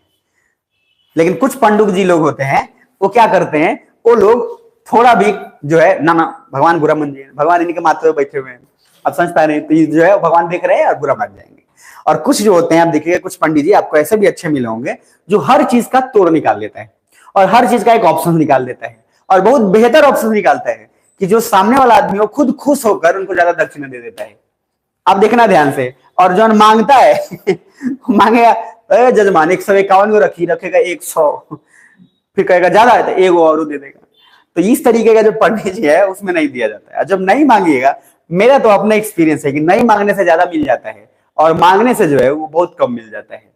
तो आप ध्यान में रखिए कि जब कहीं पूजा वूजा कराने जाइए, जो लोग भी हैं, तो सर थोड़ा ध्यान में रखिएगा ये बात, क्योंकि अगर मर रहा है तो उसको मत ऑर्डर कर दीजिए कि पान के पत्ता ले ले और नारियल के कसैली ले ले आओ। वो ले आके नारियल आपके माथे पे फोड़ देगा। असल में इतना फ्रस्ट्रेशन कहाँ निकालेगा वो। तो सर कॉम्प्लिकेटेड रिचुअलिज्म काफी जो है बेकार सिस्टम से, अभी भी बहुत सारा सिस्टम बेकार है, अभी भी बहुत सारे सिस्टम बेकार है। वो सब सिस्टम किसके लिए ठीक है? जिसके पास पैसा है। भाई छठ में गरीब भी छठ मनाता है, अमीर भी छठ मनाता है। गरीब का दौरा अलग होता है, छठ का दौरा अलग होता है, प्रोसेस तो सेम है। जिसके पास कम पैसा है उसके दौरे में सारा कुछ होगा, लेकिन आप देख आइडिया लगा सकते हैं कि गरीब है, और जिसके उसका भी छठ हो रहा है उसका भी दौरा उसी हिसाब से है। तो लॉजिक क्या है? प्रथा तो सर सेम ही है, लेकिन आपके पैसे और इकोनॉमी के हिसाब से देखो वहां पर भी बट गया सिस्टम।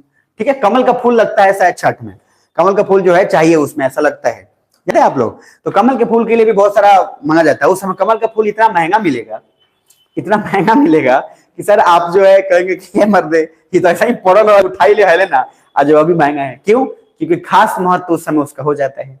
तो लॉजिक है कि गरीबी और अमीरी और पूजा हो जाए वो भी डिपेंड करता है वीआईपी आरती पे कि आप क्या हैं। तो सर नेक्स्ट कारण कितना कारण हुआ? 4 की 5?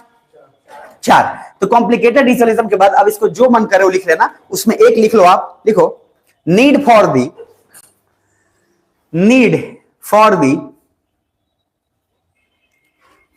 fulfilling method, need for the fulfilling method of worship and salvation,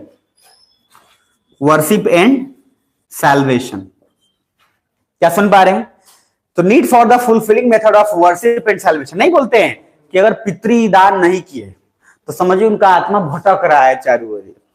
ऐसा लगता है जैसे हुए जाकर देख रहे हैं, हाँ समझ रहे हैं, पितृदान करना है, फिर ये पिंड चल रहा है तो फलना पिंड चल रहा है, आप समझ पाए? ठीक है, पिंड चल रहा है जो भी चल रहा है। तो सर ये क्या है कि मोक्ष की प्राप्ति के लिए आपको भगवान जो है खुश करना पड़ेगा। तो मंगलवार को ये करिए, बुधवार को उस भगवान को खुश करिए। तो ये सारा कुछ भी इधर जो है कर्म कांड अलग लेवल पे है। और इसमें भी सर बहुत अलग अलग है। बीफे को कोई और भगवान विराजमान होते हैं, शनिचर को शनिचरा भगवान विराजमान हो जाते हैं। अलग अलग भगवान हर दिन अलग अलग बनाए हुए हैं। क्यों? क्योंकि अगर एक एक भगवान रहेगा तो सब खुश कैसे रहेगा सर? इसलिए अलग अलग भगवान की अपनी सुविधा के हिसाब से अपना अपना भगवान देख लो। आप समझ पा रहे हैं? तो कोई देखिएगा तो राम भक्त होगा, कोई विष्णु भक्त होगा, कोई शिव भक्त होगा। शिव भक्त होगा तो तांडव करता रहेगा। समझ पा रहे? तो अलग अलग भगवान क्यों? जैसे जैसे जिसका सुविधा हो मान लो। और सारे धर्म में क्या है? एक ही भगवान है, तो वहां कोई ऑप्शन नहीं है। भाई हिंदुइज्म में करोड़ों ऑप्शन है, असल ठाकुर जी भी एक ऑप्शन है उसमें। तो इतने सारे ऑप्शंस हैं कि आपके लिए काम आसान हो जाता है।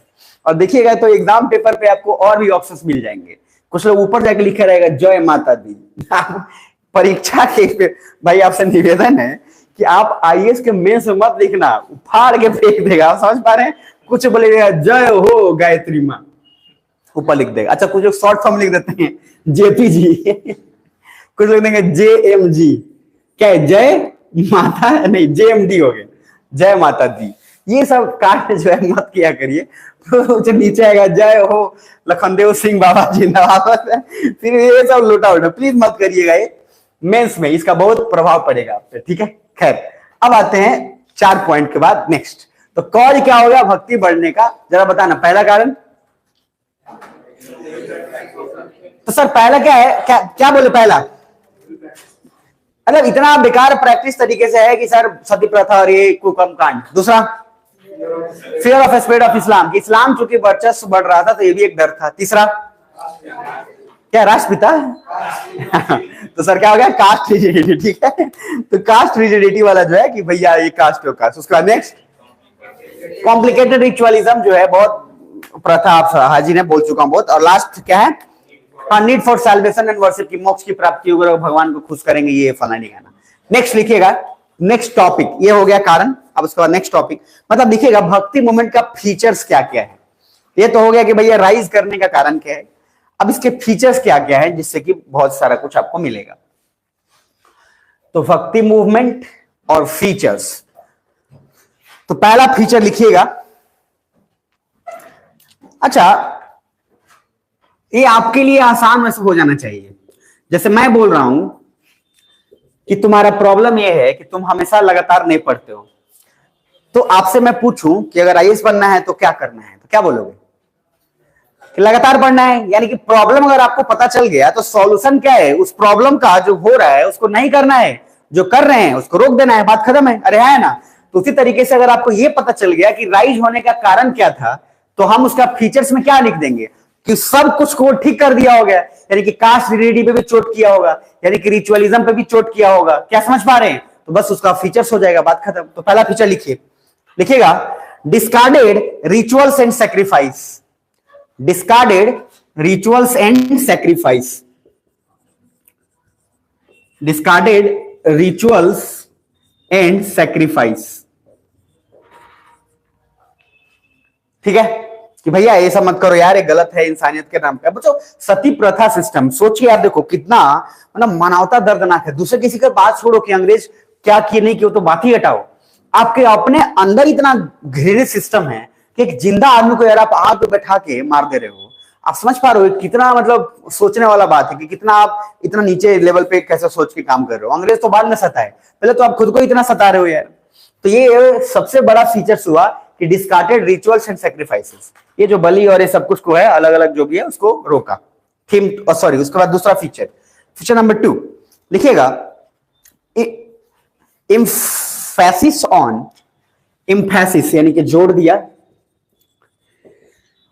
ये बहुत इंपॉर्टेंट पॉइंट्स है जो सेकंड लिखवा रहा हूं। एम्फेसिस ऑन, देख लिए, purity of heart and mind. Emphasis on purity of heart. Heart के स्पेलिंग लिख लोगे ना, इसको बोलो हार्ट बोलते हैं, हार्ट मत बोलिएगा। दिल जो है उसको हार्ट बोलते हैं, HERT हार्ट।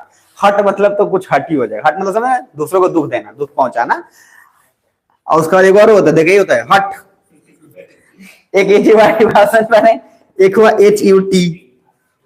ठीक है, ये हट मतलब झोपड़ी हो गया, ये हट हो गया, बोलते हट, वो अलग हो गया। समझ पा रहे? तो लॉजिक क्या है, ये सबका मीनिंग अलग अलग। इसको हार्ट बोलते हैं, इसलिए जब हिंदी में लिखेंगे तो हार्ट। हार्ट मतलब क्या, दिल। तो ये जो है purity of heart and mind. तो सर ये लोग का ज्यादा फोकस किस बात पे था कि दिल और जो माइंड है उसको साफ किया जाए, उसको बताया जाए, और वो नॉलेज से ही हो सकता है। तो ये बहुत बड़ा फीचर है, ये कहीं पर भी आप इस पॉइंट को चेप सकते हो। जैसे आपसे सॉल्यूशन पूछेगा कि क्या किया जाए, इतने सारे लोग गलत राह पे जा रहे हैं, तो आप क्या लिखोगे? We must focus on the emphasis of purity of mind and heart. ये सब वो माइंड पे और उनके हार्ट पे हमें जरूर देना पड़ेगा, जो कि नॉलेज से आएगा। ये आपको थोड़ा ध्यान में रखना है। ये पॉइंट बहुत सदाबहार पॉइंट है ना। अच्छा तीसरा, सॉरी लिखिएगा तीसरा, मोनोथेस्टिक इन नेचर। मोनोथेस्टिक, मोनोथिस्टिक, हालांकि जिसको मैंने पॉलिटी में पढ़ाया था थीस एथिस्ट, ठीक है। तो ये मोनोथिस्टिक इन नेचर। देखो भगवान पे आस्था रखने वाला काम, मतलब, और भगवान पे लोग आस्था रखे तो ये नहीं कि बहुत अलग अलग कांड किए, ये सब एक ही, देखो सब मिलजुला के एक ही बात बोलता है कि भगवान एक है। हर जगह पे वही कांड आके आता है। तो एक मोनोथिस्टिक अप्रोच लोग रखने की कोशिश किए। अब जाके मान लो समझा रहे कि देखो शिव जी का पूजा करो, शिव जी को खुश करो, बोल रहा भगवान हम हनुमान जी के भक्त बने। अब बोल दिया साइड में, तब क्या करेगा? तो ये फिर क्या बोलेगा उस समय? दोनों सेम ही है, या तो उनको खुश कर लो या इनको खुश कर लो, कोई प्रॉब्लम नहीं है। अब कोई अघोरी बाबा टाइप होता है, तो क्या करेगा? वो जो बोलेगा ना शिव जी के खुश कर तब कुछ हो, ना तो ऐसे ना हो। अब जैसे छठ में पूजा किया जाता है किसका? सूरज भगवान का। और सूरज भगवान पूजा जाता है, तो सूरज भगवान का पूजा किया जाता है, उसमें ज्यादातर गाना जो सुना उसमें क्या है कि पुत्र के लिए या बच्चे के लिए ज्यादा गाना है कि छठ इससे किया जाता है कि बच्चा हो जाए और फिर ये सारा कांड हो जाए। तो हर भगवान का इंप्रेस क्या है? अलग अलग है। तो हिंदू में क्या है, हर भगवान का अलग अलग बांटा हुआ है कि विद्या देंगे, ये बच्चा देंगे, आप समझ पा रहे हैं, ये फिर जो है धन देंगे, ये फिर क्या है कुछ और देंगे। सर अलग अलग सब भगवान बांटे हुए हैं, इसलिए हर चीज जो चाहिए वो अलग अलग लोगों की बात। कुछ ऐसा नहीं है कि इंडियन गवर्नमेंट का डिपार्टमेंट है, आप कि इनकम टैक्स वाला अलग चाहिए, उधर वाला अलग चाहिए, पहले ही से सेग्रीगेशन किया हुआ है। आप समझ पा रहे? बिल्कुल एकदम कोई कंफ्यूजन नहीं है। अब किसी को पता है इसके बाजू भी नहीं चलेगा कि ठाकुर जी को खुश करें कि सूरज भगवान को खुश करें, जाकर शिव भगवान को खुश कर दिए। अब सब शिव भगवान को खुश किए थे, कुछ और मायने के लगे तांडव करने। आप समझ पा रहे? तो लॉजिक है कि एग्जैक्टली आपको पता होना चाहिए कि आपको क्या चाहिए। ये भगवान लोग भी बता के बोल रहे हैं, जिसको चाहिए उस डिपार्टमेंट में जाओ। समझ में आ रहा है? अब केस है मर्डर का, जाके उसके बाद चल गए डिवोर्स वाले केस में, तो वहां पे कांड हो जाएगा, ठीक है। और मर्डर तो तब आएगा जब उस सजा भी दे दिया आपको, जो है। नहीं आपको बताता हूँ बार बार कि मर्डर का केस था, वो चल गया सिविल कोर्ट में, अब वहां जाकर सजा भी दे दिया आपको कि इसको फांसी पे टांग दो। अब सबसे बड़ा प्रॉब्लम ये है कि वो सजा दे दिया, ठीक है। चलो नेक्स्ट पॉइंट। तो फीचर्स में ये हो गए 2 या 3 लिख लिया ना, लिखो next. Oppose sati and opposed sati and sati प्रथा तो सबको पता ही है, एंड फीमेल इन्फेंटिसाइड्स। अब सर बेटी को, अगर बेटी है तो उसको पेट में ही मार दिया गया, बेटी का जन्म जो है, मतलब सोचो क्या मतलब लेवल पे यार, सोच के दिमाग चकराने लगता है कि आप जानते हैं जब कभी अगर मारा जाता है उस लेवल पे, एक तो जीवात्मा को आपने जो मारा सो मारा, ऊपर से जिसके पेट में है, जो माँ जिसके पेट में हो, उसका जो दशा होता है ना, वो दशा आप कभी भी इमेजिन नहीं कर पाएंगे। वो मतलब अगर आप जेन्युइनली सेंसिटिव इंसान हो ना तभी फील कर पाएंगे।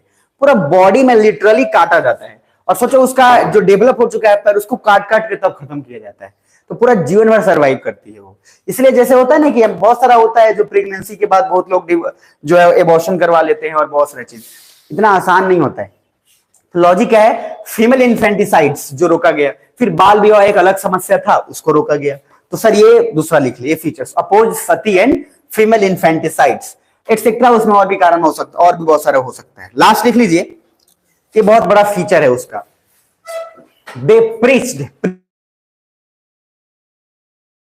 ACHED, उपदेश देना, समझाना, ठीक है, मतलब आप जो दे रहे हैं, तो दे प्रीच्ड इन लोकल लैंग्वेज, ये बहुत अच्छी बात है कि उन्होंने जो समझाया वो लोकल लैंग्वेज में समझाया। अब आप मेरे पास पढ़ने आए और हम यहाँ पे आपको जो है, आपको मात्र आता है हिंदी और इंग्लिश, और हम यहाँ पे जो है आपको समझाना शुरू कर दिए अरबी में, तो आप मेरा गर्दने रहतीएगा, दूसरा ऑप्शन तो कुछ नहीं है, क्या समझ पाएगा आदमी। तो सर ये पॉपुलर होने का एडवांटेजियस हो गया लोकल लैंग्वेज वाला। अब आप चल जाना, जब आपका पोस्टिंग होगा नॉर्थ ईस्ट में, जब आप चल जाएगा असम में, वहां पे सब कू भाषा समझ आए, वहां पे आप बोलिएगा कि हमको दाल चाहिए, तो किसी पर्टिकुलर लोकल गाइड को पकड़ते हैं और वो लोकल गाइड आपकी मदद करता है। और बहुत अच्छा दिखाया भी है, जो मैंने बार बार जिक्र किया, एक मूवी का न्यूटन, जिसका नाम नूतन रहता है, समझ पा रहे हैं, उसका नाम नूतन है लेकिन उसको सब न्यूटन न्यूटन कह रहा होता है। तो उसमें दिखाया है कि वो इलेक्शंस कराने गया है, मैंने बहुत बार इसका जिक्र किया है नॉर्थ ईस्ट में, तो कभी टाइम मिले तो देखना, तो कैसे उसकी मदद कर रही है, वो वहां की है प्रॉपर, तो सब आराम चुपचाप है, उसको घंटा कुछ समझ नहीं आता, वो क्या बोलेगा, अब ये जैसी बोल रही है तो सब रिस्क कर रही है। तो लोकल लैंग्वेज में होना बड़ा इंपॉर्टेंस है। नेक्स्ट पॉइंट लिख रहे यहां तक, कुछ तो बोलो, चलो अब आना, उसके बाद बहुत सारा कारण आप फीचर्स डाल सकते हो, बहुत अच्छा घी दूध की नदियां बहा दो और भी। अब नेक्स्ट पॉइंट लिखो, द फिलॉसफी ऑफ भक्ति मोमेंट, फिलॉसफी ऑफ, आखिर इनका जो है नीति शास्त्र और ये सब क्या है देख लेंगे। तो कुछ लोग इसमें नाम बड़े इंपॉर्टेंट है, ठीक है, ये आपको नाम लिख लेना है, तो लिख लीजिएगा एक तरफ रामानुज, क्योंकि क्वेश्चन पूछता है, ठीक है, रामानुज का क्या कौन सा सिद्धांत था, ठीक है, ये पूछ लेता है, तो रामानुज लिख के डैश लिख लेना, और उनके सामने उनका सिद्धांत है, उनका फिलॉसफी है। तो रामानुज के सामने लिख लेना विशिष्ट अद्वैत, विशिष्ट अद्वैत। तो जैसे अगर हिंदी में लिखना हो तब तो लिख ही दोगे, द्वैत मत कर देना, ये ध्यान रखना, ठीक है, ये बड़ा इंपॉर्टेंट है, ये बताना सही है कि गलत है, बताना जरा, हिंदी माध्यम, विशिष्ट द्वैत, अरे सही नहीं है, चलो लिखो इंग्लिश में, पहले लिखो VISHIST लिख लो, विशिष्ट लिख लो, विशिष्ट, विशिष्ट लिख लो, और ADVAIT लिख लेना, विशिष्ट अद्वैत। दूसरा, नेक्स्ट, दूसरा नाम लिखना निम्बार्क, ये नाम चूंकि हिंदी साहित्य में भी बहुत इंपॉर्टेंट है, निम्बार्क। पहला नाम क्या होगा, रामानुज, दूसरा क्या, निम्बार्क। निम्बार्क के सामने उनका एक फिलॉसफी लिख लेना, ये पूछता है भैया, एज इट इज पूछता है, लिख लो इनका द्वैतवाद, उनका विशिष्ट द्वैतवाद था, इनका है द्वैतवाद, तो द्वैतवाद ऐसे लिखना DVAIT, और द्वैत उसके बाद VADA, द्वैतवाद। नेक्स्ट, अब नाम लिखना माधव, लिख लिया माधव, माधव का फिलॉसफी लिखना द्वैत, DVAITA। देखो हर जगह से वर्ड कम होते जा रहा है, हाँ समझ रहे हैं, ये क्या है, विशिष्ट अद्वैत, बोला कि इतना लंबा नहीं चलेगा, तो क्या लाए, अद्वैत, उसके बाद क्या ला रहे हैं, ये सिर्फ द्वैत। तो द्वैत, द्वैत के नाम क्या लिखे, माधव ना, कुछ तो बोलो। चलो नेक्स्ट पॉइंट लिखो, विष्णु स्वामी। विष्णु स्वामी नाम लिखना, उनके सामने उनका सिद्धांत लिख लो। अब ये लाए शुद्ध द्वैत, ये शुद्ध करके लाए हैं विष्णु स्वामी। याद रखना ये क्वेश्चन पूछता है भैया, बच नहीं पाओगे इससे, मैं पहले बता देता हूं, और इस बार भी पूछेगा। तो विष्णु, विष्णु क्या है, विष्णु के आगे स्वामी, नाम क्या है, स्वामी, विष्णु स्वामी। क्या, कौन सा सिद्धांत, शुद्ध द्वैत। तो शुद्ध द्वैत आपको लिखना है। नेक्स्ट पॉइंट, उसके बाद लिखना एक नाम शंकराचार्य, ये नाम तो कम से कम सुना ही होगा, शंकराचार्य। हाँ, तो शंकराचार्य ने एक सिद्धांत लिख लीजिए, अद्वैत, AADVAITA।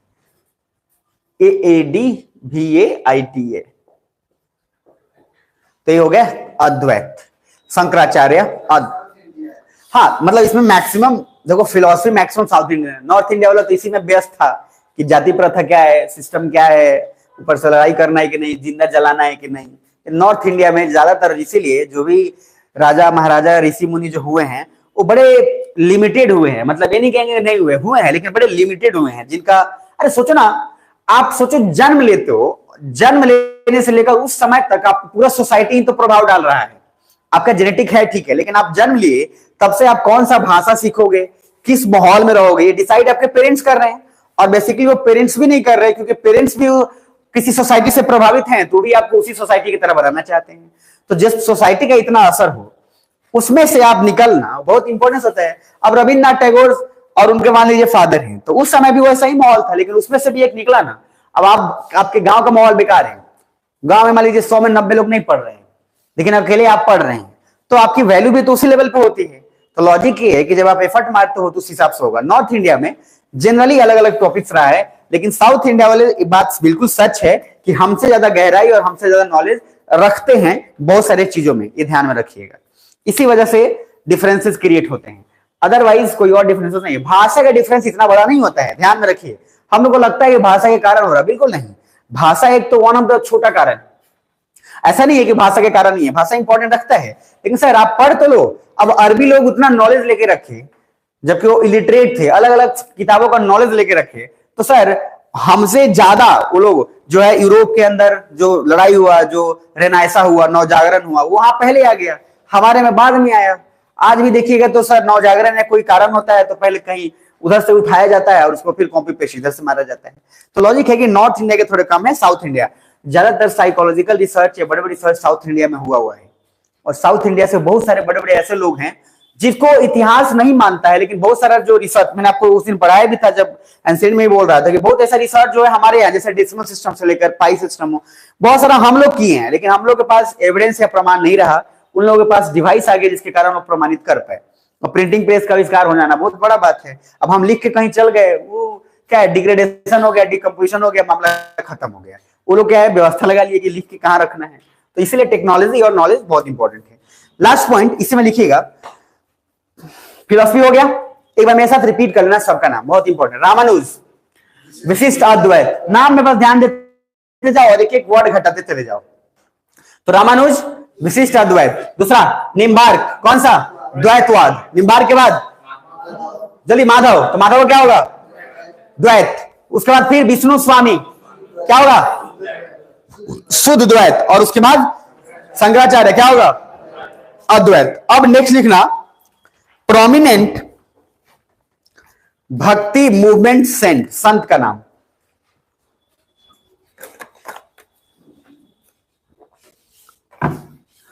प्रोमिनेंट भक्ति मूवमेंट सेंट। सेंट का स्पेलिंग क्या लिखोगे,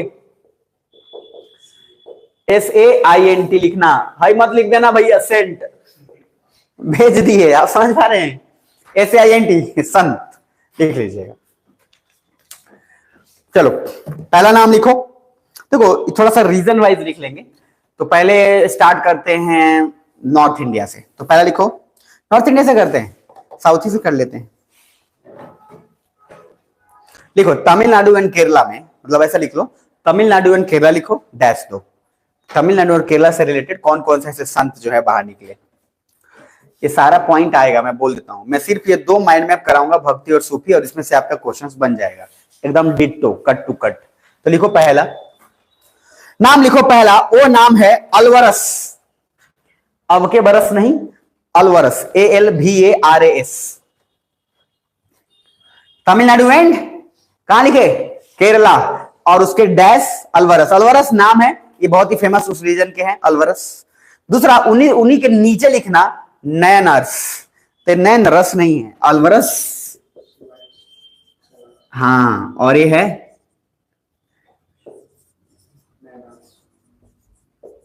ठीक है, अलवरस एंड नैनरस, और लोग नैनार्स भी बोलते हैं। तो अलवरस में ब्रैकेट में लिखना जो उनका है, वो ध्यान रखना, ये विष्णु भक्त थे। तो जो है विष्णु डिवोटीज, डिवोटीज मतलब विष्णु भक्त, ठीक है। और ये जो है नैनरस या नैनास, इसमें लिख लीजिएगा सबसे इंपॉर्टेंट शिव, ये शिव की भक्ति में लीन रहते थे, तो शिवा डिवोटी, ठीक है, शिवा डिवोटी। नेक्स्ट, तमिलनाडु केरला लिख लिया ना। अब उसमें कुछ और पॉइंट लिखो जो ज्यादा जरूरी है। पहला लिखो अलामा प्रभु, अलामा प्रभु मतलब तीसरा नाम, ALLAM में अलामा प्रभु, हो गया। उसके बाद अक्का महादेवी, अक्का महादेवी,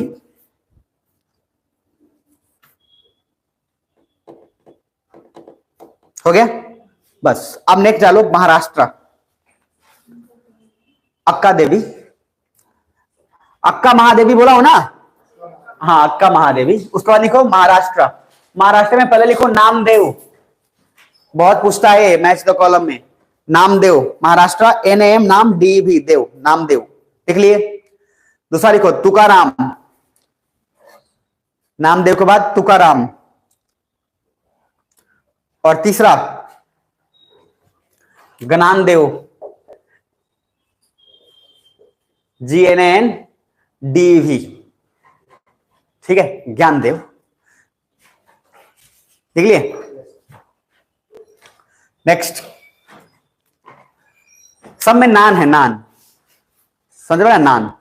तो पहला कौन सा है, नान है, नामदेव, दूसरा तुकाराम, और तीसरा है ज्ञानदेव। अब लिखना महाराष्ट्र के बाद नॉर्थ इंडिया, महाराष्ट्र के बाद नॉर्थ इंडिया, बोर्ड पे स्पेलिंग लिखा हुआ तो है। नॉर्थ इंडिया में पहला लिखना रामानंद, ऐसे ही नाम होता है रामानंद, ठीक है, रामानंद। उसका एक का नाम रहेगा डीजलवा, एक का पेट्रोलवा ऐसा सब नाम रहता है। दूसरा चैतन्य, चैतन्य प्रभु बड़े फेमस भी हैं, चैतन्य। तीसरा महाप्रभु, श्री श्री 108 श्री श्री जोगिंदर सिंह यादव महाप्रसाद, तो महाप्रभु। नेक्स्ट गुरु नानक, उसके बाद कबीरदास, ठीक है, कबीरदास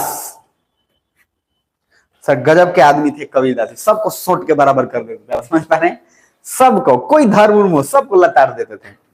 नमाज और लोग जो माइक पे चिल्लाता था उसके कारण ये लोग बहुत अरे इन पे अटैक 2-3 बार, उनको बहुत बार मारने की कोशिश किया गया, 2 बार गोली चल गया, आप समझ पा रहे हैं, तो इसलिए थोड़ा कांड हो गया। हम वो वाला कर दीजिएगा बैनर वहां वाला, और उनके पास है, अमनदीप के पास है, हम एक बार क्लास खत्म करके फिर कॉल कर लेते हैं आपको।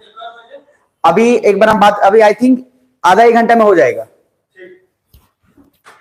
तो सबसे महत्वपूर्ण बात यह है कि क्या बोल रहा था अभी, कबीरदास। तो कबीरदास जो है, अच्छा कमाल की बात है कि कबीरदास में कोई स्कूलिंग और कुछ नहीं करा, लेकिन सर गजब गजब का कांड करके गए हैं वो, एकदम निर्भीक आदमी।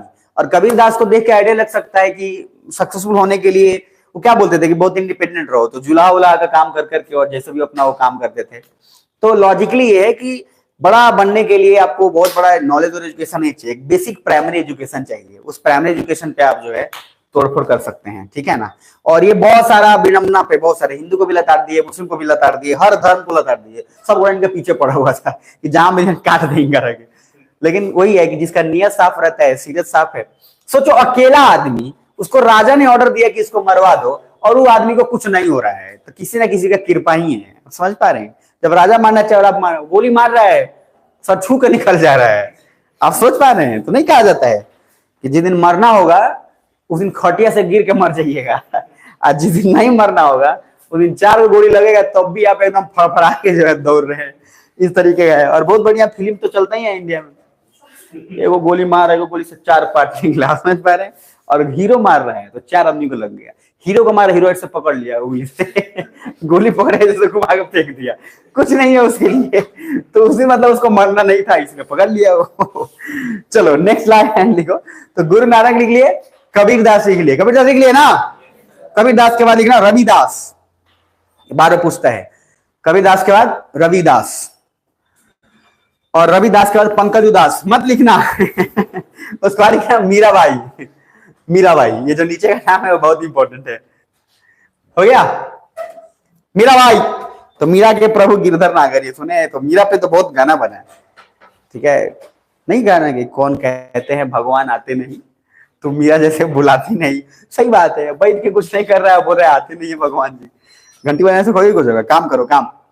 नेक्स्ट लिखो, इंपॉर्टेंट लीडर्स ऑफ भक्ति मूवमेंट। इंपॉर्टेंट लीडर्स ऑफ भक्ति मूवमेंट, ये सब एक माइंड मैप में रखना, और इसको प्लीज एक ही पेज में समेट लीजिएगा यहां से जाने के बाद। ऐसा नहीं कि 4-5 पेज में, बड़ा लगेगा, और एक माइंड मैप हमेशा आसान लगेगा आपको, ठीक है? तो इंपॉर्टेंट लीडर्स ऑफ भक्ति मूवमेंट, पहला मीराबाई के बाद कुछ नहीं है, मीराबाई के बाद इंपॉर्टेंट लीडर्स ऑफ भक्ति मूवमेंट। पहला नाम लिखो शंकराचार्य, नाम खाली लिखते जाओ।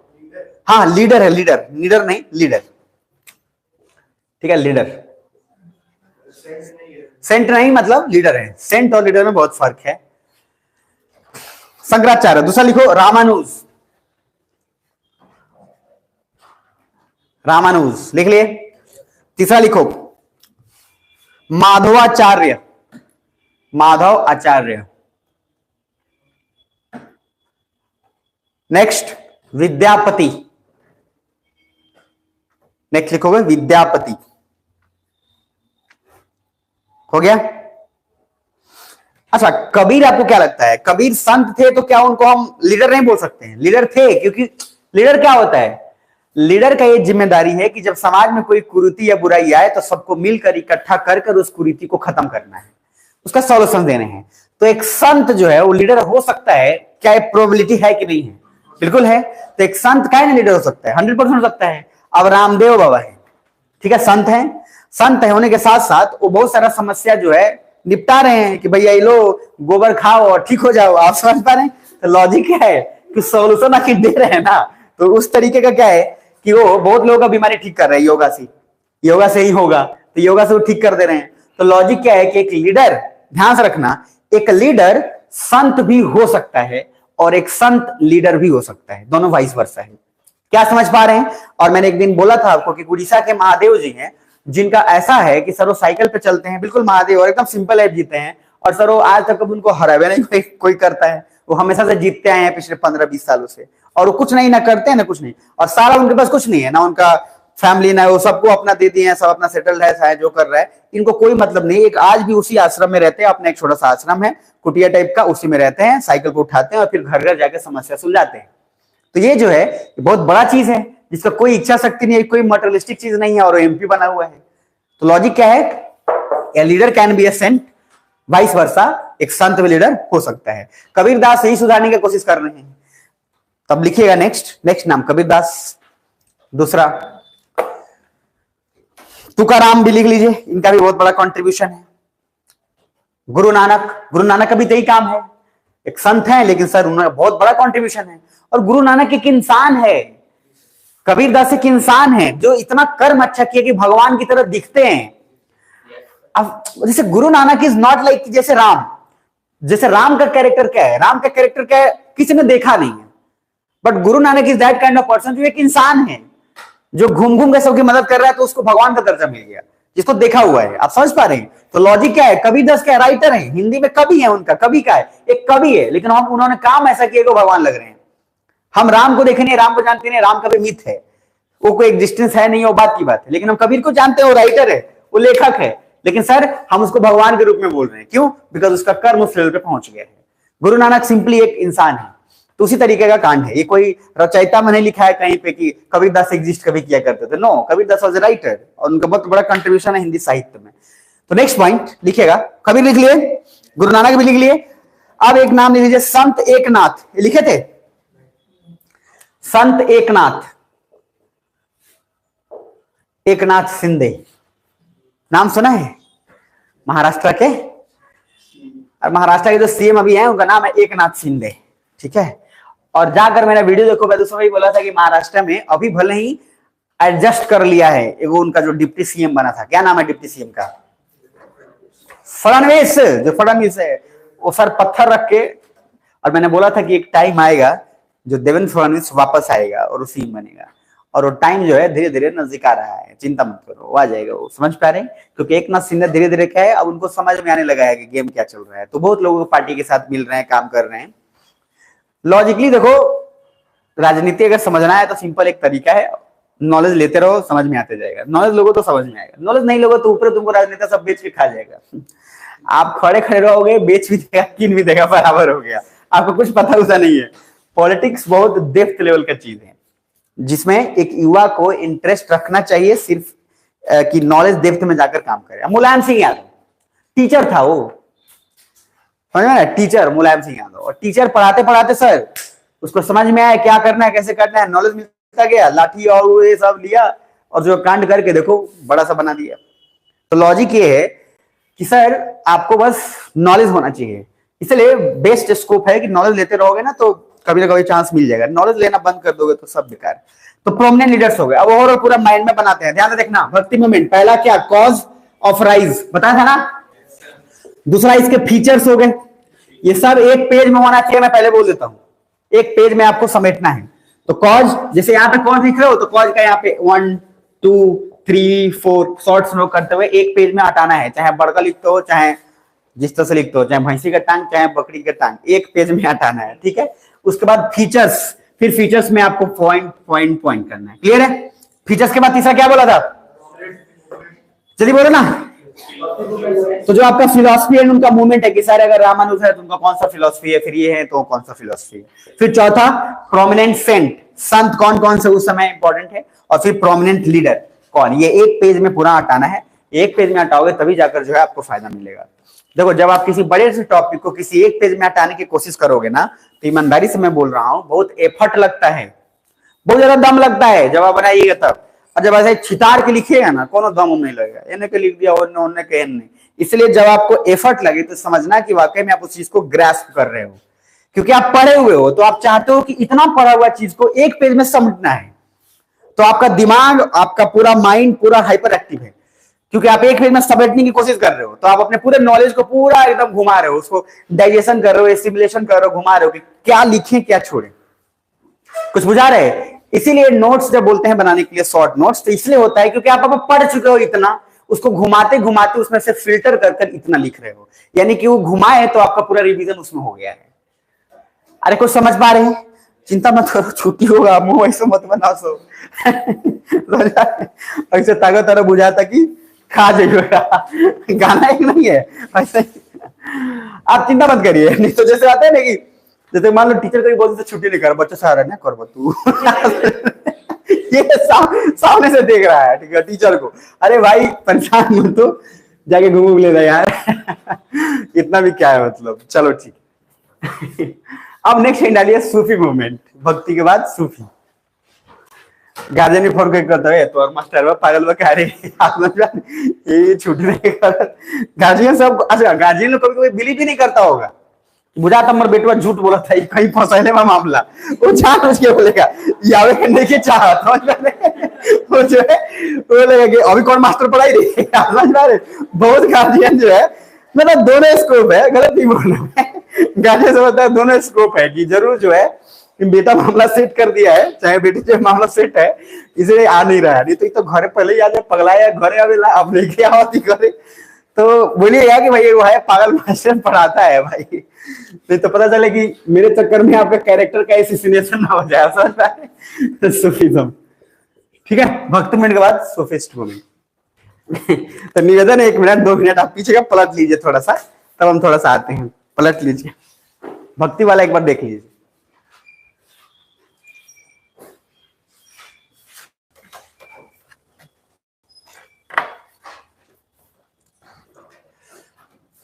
अब गाड़ियों को नहीं होता, शक होने लगता है कि तो पहले घरे वाला बेचैन रहे, क्या बात करवा देना। ये तो आपको ही बोला ना कि जब्ती हो। सूफी movement,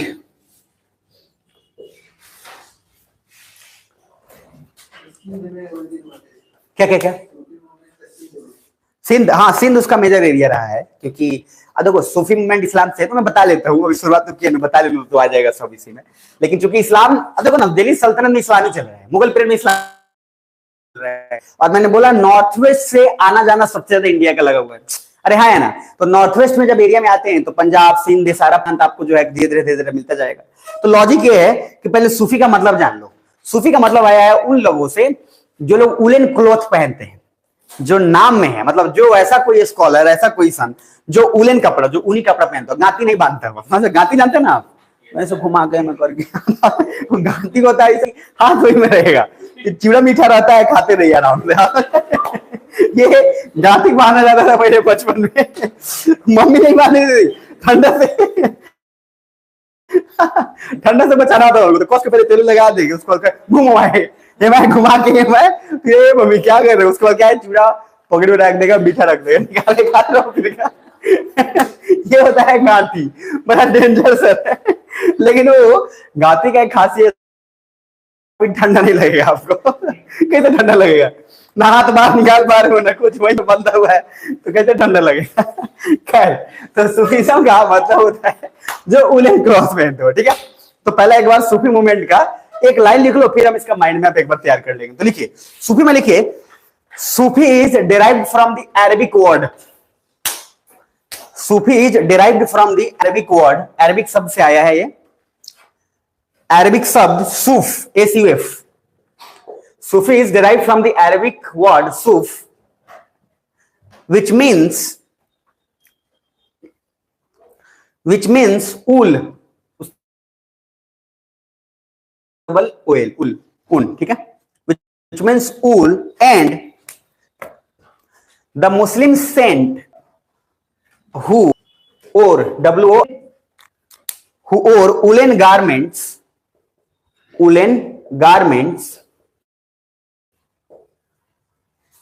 are called, who wore woolen garments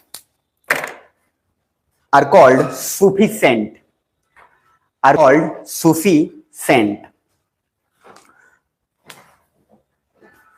लिख लिए, central belief, the Sufi central belief, मतलब इनका बिलीफ सिस्टम किस पे काम करता है वो बहुत, वहादत क्या लिखे, वहादत उल वजूद, हो गया।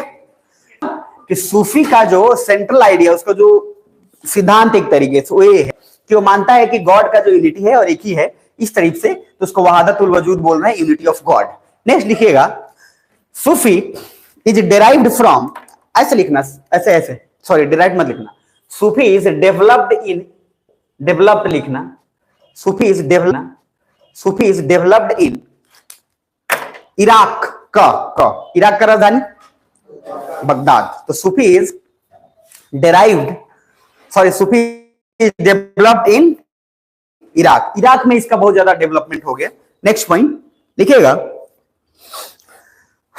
द फर्स्ट सूफी सेंट, ये वाला हाईलाइट करना, तो पहले जो सूफी संत हुए, the first Sufi saint was Begum Rabia, RABIA, was Begum Rabia, लिख ले, Begum Rabia of Iraq, Begum Rabia of Iraq, हाँ बेगम राबिया पे हाईलाइट कर, Begum Rabia of Iraq. Next point देखिएगा, द ऑर्डर्स ऑफ सूफी जो भी ऑर्डर देता था या जो बोलता था करने के लिए, the orders of Sufi where called सिलसिला।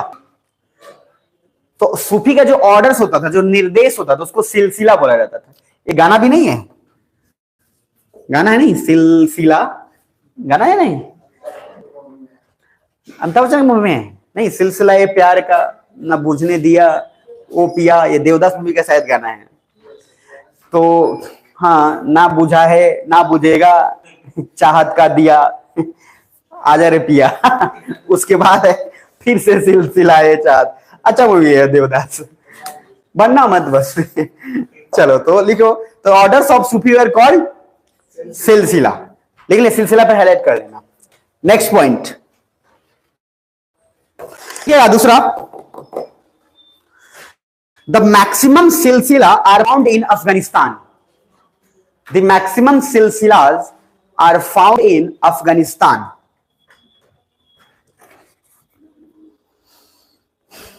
and Sufism were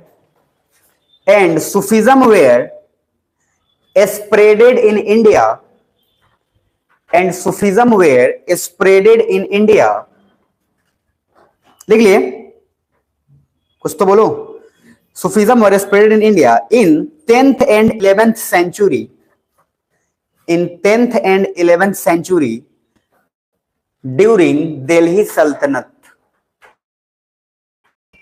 in 10th and 11th century during Delhi Sultanate।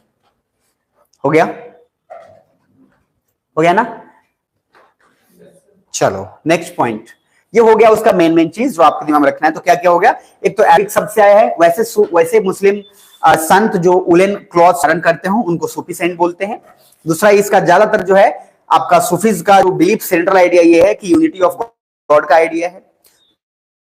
तीसरा क्या है, ये ज्यादातर डेवलप कहां हुआ है, इराक में। जो इसके ऑर्डर्स होते हैं उसको सिलसिला बोलते हैं। मैक्सिमम ऑर्डर्स अफगानिस्तान से निकले हुए हैं। और उसके बाद मैंने लास्टली ये बताया कि नॉर्थ इंडिया में, या फिर हम इंडिया की बात करते हैं, सूफी का स्प्रेड तो जनरली दिल्ली सल्तनत के आने के बाद ही हुआ है।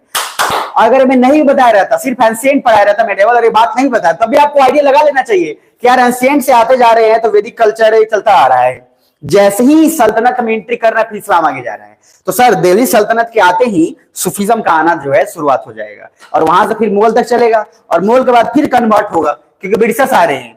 तो ब्रिटिशर्स आ रहे हैं तो अपना धर्म थोपने का कोशिश उतना नहीं कर रहे हैं, लेकिन फिर भी कर रहे हैं कि क्रिश्चियनिटी में कन्वर्ट करें। समझ पा रहे हो? और इसी बीच में भक्ति मूवमेंट, सूफी मूवमेंट जो है अपना चले, तो दिमाग में रख लेना है। अब नेक्स्ट लिखिएगा कॉल फॉर राइज, ये लिखवा के खत्म ही कर देता हूं ताकि झंझट ना रहे, इसलिए परेशान मत होइएगा। 10:30 हो गया ना, 5 मिनट और लगेगा। कॉल फॉर राइज, तो पहला पॉइंट क्या क्या कारण था लिख लीजिए। लिखिएगा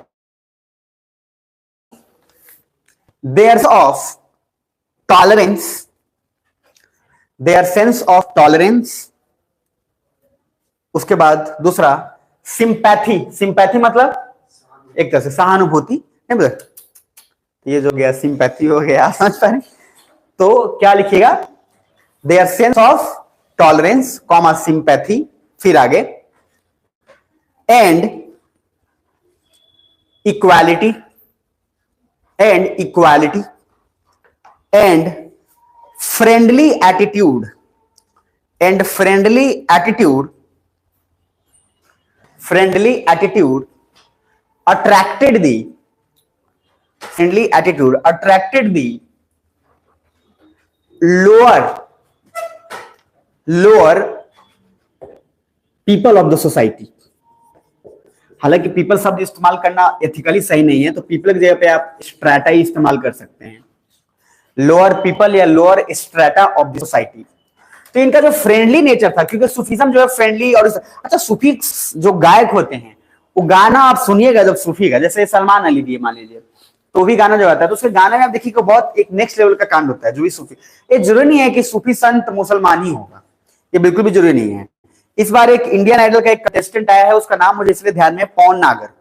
तो पवन नागर एक ऐसा कंटेस्टेंट है जो हिंदुइज्म पे है, लेकिन वो सूफीज्म सॉन्ग पे बहुत ज्यादा प्रभावित है, और उसका गजब का टोन है। उसी तरीके से इसके पहले भी 1-2 और आए थे जो हिंदू के, राजस्थान के थे, और बहुत बड़ा कांड किए हैं। तो बस कहना ये है कि ये जरूरी नहीं है कि जो है, तो इनका मेन नेचर क्या है, क्योंकि ये सूफीज्म जो है ये बहुत ही फ्रेंडली नेचर का था, ये ज्यादातर सिंपैथी पे बिलीव करता था, सहानुभूति पे। हिंदुइज्म की तरह नहीं कि जातिवाद पे बंटवारा किया हुआ था, ये ज्यादातर लोअर लेवल को बहुत ज्यादा अट्रैक्ट किया, जो उसको राइज करने में मदद किया। पॉइंट नंबर 2 लिखिए दूसरा, द दिल्ली सल्तनत अब सर दिल्ली सल्तनत जो है, अब सोचो ना, दिल्ली सल्तनत promoted the Sufism, promoted the Sufism environment,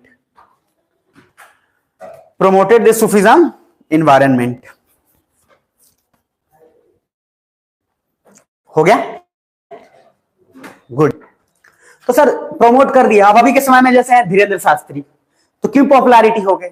क्यों 2014 से पहले नहीं थे, जबकि हाइपर एक्टिव उस समय भी थे? क्यों हो गए? क्योंकि जब गवर्नमेंट अगर किसी को सपोर्ट करेगा तो उसके बाद क्या है, ऑटोमेटिक हो जाएगा। उसी तरीके से सर इस्लाम को सपोर्ट दिल्ली सल्तनत कर रहा था, सूफिज्म को, तो प्रमोट हो गया। अब उसकी तरह से किसी और को सपोर्ट किया जाता, तो गवर्नमेंट, जब गवर्नमेंट ही सपोर्ट करे तो फिर बचा कौन? सरकार। नाम ही है सरकार, सरकार। जो सरकार में बैठे उसको सरकार बोलते हैं। हाँ सच कह रहे हैं, जो सर मोटरसाइकिल में बैठे उसको मोटरसाइकिल सर। तो लॉजिक ये है कि जो सरकार जब किसी को सपोर्ट करता है तो थॉट और प्रोसेस ऑटोमेटिक बढ़ जाता है। क्लियर है यहां तक? मात्र 2 इसके मेजर कारण है। अब तीसरा और भी फीचर है, इसको आज हम रहने देते हैं, नेक्स्ट क्लास में कंटिन्यू कर लेंगे। ठीक है, क्या रेडी हो? चलो, तो कुछ पहले टर्म लिख लो, इंपॉर्टेंट टर्म्स ऑफ सूफी। कुछ टर्म्स लिखो, जैसे शब्द है फना। फना एक मूवी भी है, देखे ही होंगे आप लोग। फना लिख ले। तो फना का मतलब है स्पिरिचुअल मर्जर ऑफ डिविटी विथ अल्लाह। मतलब फना हो जाना, spiritual, SPIRATUAL, spiritual merger, MERGER, spiritual merger of devotee with अल्लाह। मतलब कि आप एक आदमी है जो पूजा करता है, जो इबादत करता है और सब कुछ करता है, तो पूरी तरीके से लीन हो चुका है एक तरह से। फना हो जाना मतलब पूरी तरीके से लीन हो जाना किसी भी प्रोसेस में, तो फना का शब्द वहां पे है। तो विथ द डिवोटीज, फिर लास्ट में बोल देता हूं, स्पिरिचुअल मर्जर ऑफ, क्या लिखे? डिवोटी विथ अल्लाह। दूसरा टर्म एक और है, अभी मैं पूरा लिखवाऊंगा नहीं, लेकिन कभी कभी पूछ लेता है इसलिए जा रहा है। एक लिख लीजिए, समा। क्या बोलते हैं? समा बांध दिया, समा। तो समा का परवाना, दीवाना, ये सब जो आप सुनते रहते हैं, वो सुनते रहते हैं कि समा मतलब spiritual dance and music, spiritual dance and music. लिख लिए? दूसरा जिक्र तौबा, जिक्र तौबा, ZIKR, जिक्र तौबा, जिक्र तौबा लिख ले। जिक्र तौबा का simple remembering, remembering the God every time, भगवान को हमेशा याद करना, इसको बोलते हैं जिक्र तौबा।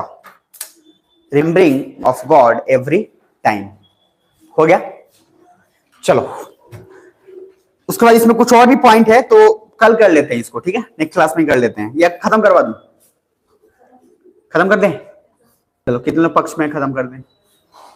चलो, मेजोरिटी ज्यादा है, तो चलो लिख लो। नेक्स्ट हेडिंग डालिएगा, इंपॉर्टेंट सिलसिला या ऑर्डर।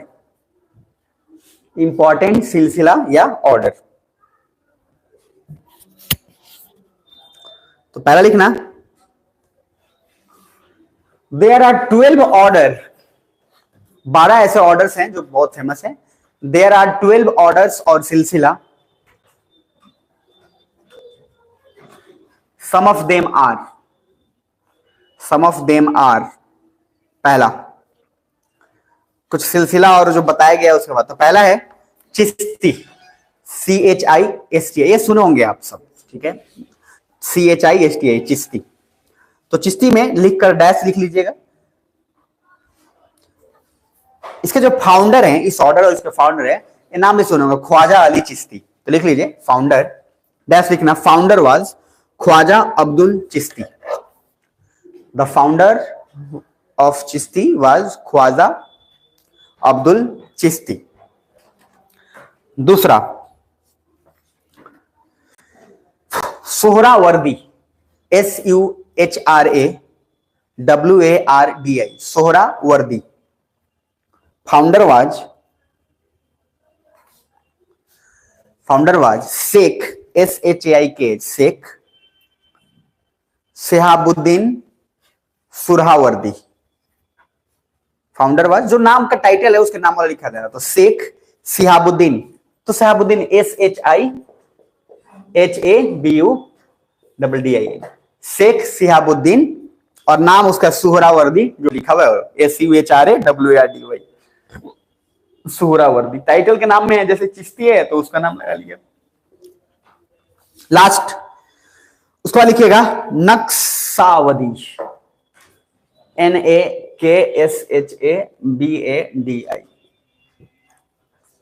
नक्सावदी। इसका लिखिएगा founder was Khwaja Pir Mohammad, Khwaja Pir PIR Mohammad.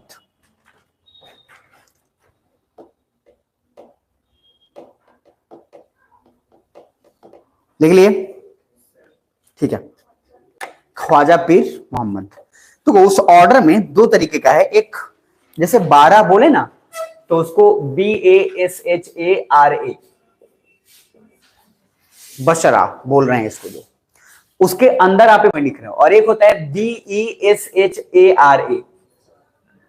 ठीक है, तो इतना आपको डिटेल जानने की जरूरत नहीं है, बस इस शब्द से एक बार वाकिफ आपको करा देते हैं ताकि बस रहे कि हाँ है, बाकी कोई दिक्कत नहीं है, क्योंकि इतना डिटेल में आपसे क्वेश्चन पूछेगा भी नहीं। ज्यादा से ज्यादा पूछेगा तो जो आपका ख्वाजा वाला पूछ लेगा, चिश्ती पूछ लेगा, फाउंडर थोड़ा बहुत आएगा, अदरवाइज उसको इग्नोर कर देंगे तो कोई दिक्कत नहीं है। तो लिखिएगा, ऊपर वाला जो है बसरा हो गया बी, और नीचे हो गया बेशरा। तो उसमें पहला पॉइंट लिख लीजिएगा, जो BSHARA है इसके अंदर एक पॉइंट लिखिएगा। ठीक है, क्या समझ गए? हाँ, नीचे वाले में एक पॉइंट, अभी जो मैं पॉइंट लिखवाया हूं वो इसके अंदर है, ऊपर वाले के अंदर। क्लियर है? क्या सुन पा रहे हो? अभी जो भी मैंने 3 पॉइंट 2 पॉइंट जो भी लिखवाया है वो इसके अंदर है, अब जो बोल रहा हूं वो इसके अंदर बोल रहा हूं। आगे पहला पॉइंट बेसरा में लिखिएगा, they were most liberal, they were most liberal. Liberal समझ गए? हाँ, मतलब एक तरह से उस तरह से रिजिड नहीं था, हाँ एक तरह से सबको मानने वाला, most liberal, and they were known as Mast Qalandar. ठीक है, इनका मस्त कलंदर इसलिए बदलता था, दमादम मस्त कलंदर, समोसा पेट के अंदर। ये जो है ये गाना बड़ा फेमस है, दमादम मस्त कलंदर। ठीक है, तो दे वर नोन एज मस्त कलंदर, चूंकि लिबरल थे तो इनको मस्त कलंदर बोला जाता था। दूसरा उसके अंदर पॉइंट लिखिएगा, दे कंसिस्ट ऑफ मॉन्क, कुछ वैसे भी संत इसमें थे, साधु थे। They consist of monk who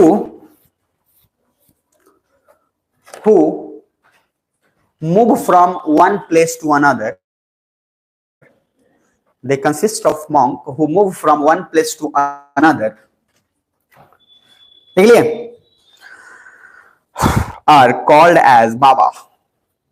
हाँ, बाबा, called as बाबा, BA बाबा। तो जो एक जैसे दूसरे को में बाबा। देख लिए? बस लास्ट, इंपैक्ट ऑफ सूफिज्म, आखिर सूफिज्म का क्या क्या असर हुआ। लास्ट लिखिएगा पॉइंट, हेडिंग डालिएगा, इंपैक्ट ऑफ सूफिज्म, सूफिज्म का क्या। बिल्कुल एग्जैक्टली, ये सब जो है सिलसिला से रिलेटेड है, और हर दरगाह का एक अलग अलग अपना इंपॉर्टेंस होता है। और वो दरगाह में भी आप देखिएगा, जैसे देखो हर दरगाह का अलग इंपॉर्टेंस है, हर दरगाह एक जैसा नहीं होता है। जैसे मान लो मैं 3 जगह तो मैं गया हूँ, हाँ दिल्ली वाला में मैं 2 बार वहां गया हूँ, तो कुछ चीजों को लेकर मजा आता है वहां पे, मतलब ठीक ठाक लगता है, बड़ा मजा आता है। ठीक है, तो लॉजिक क्या है, जब आप जाइएगा तो उसमें हर दरगाह का एक अलग अलग कॉन्सेप्ट है। सब दरगाह, सब मजार एक जैसे नहीं होते हैं, उन सब का अलग अलग इंपॉर्टेंस, अलग अलग कॉन्सेप्ट है। जिस तरीके से वो हर धर्म में है, ऐसा नहीं है कि एक जगह, हर धर्म में है। तो लॉजिकली है कि उसको उतना डिटेल नहीं, लेकिन आप जा सकते हो, कभी ट्राई करना। ठीक है, अब्दुल कलाम ऐसा आदमी बनना है तो ट्राई करते रहना, और हर धर्म को उस हिसाब से जाना, बिना कुछ सोचे, बिना कुछ समझे। आईएएस सही बनना है तो बिना किसी का ओपिनियन है, बार बार नहीं बोलता हूं, बिना किसी के बारे में जाने, बिना किसी के बारे में सुने, बिना आइडिया लगाए चुपचाप जाओ। जो सुने हो वो मत, जो हम सुनते हैं उसके बेसिस पे किसी से मत मिलो कि भाई हम सुन ले रहने की जो फला टीचरवा है वो बड़ी बेवकूफ है, तो आप उस बेसिस पे मत मिलो। आप पहली बार किसी से मिल रहे हो तो सिर्फ मिलो उससे, और तब जज करो आप अपने नजरिए से कि सच में कैसा है। अगर रियल इंसान आपको बनना है तो अपने नजरिए से देखो, किसी का सुना सुनी बातों पे मत जाओ। अगर सुना सुनी बातों पे जाओगे तो बर्बाद हो जाओगे। क्या सुन पा रहे हैं? ये थोड़ा ध्यान रखना है। नेक्स्ट पॉइंट अब लिखिएगा, इंपैक्ट ऑफ सूफीज्म में पहला लिखिए, द सूफी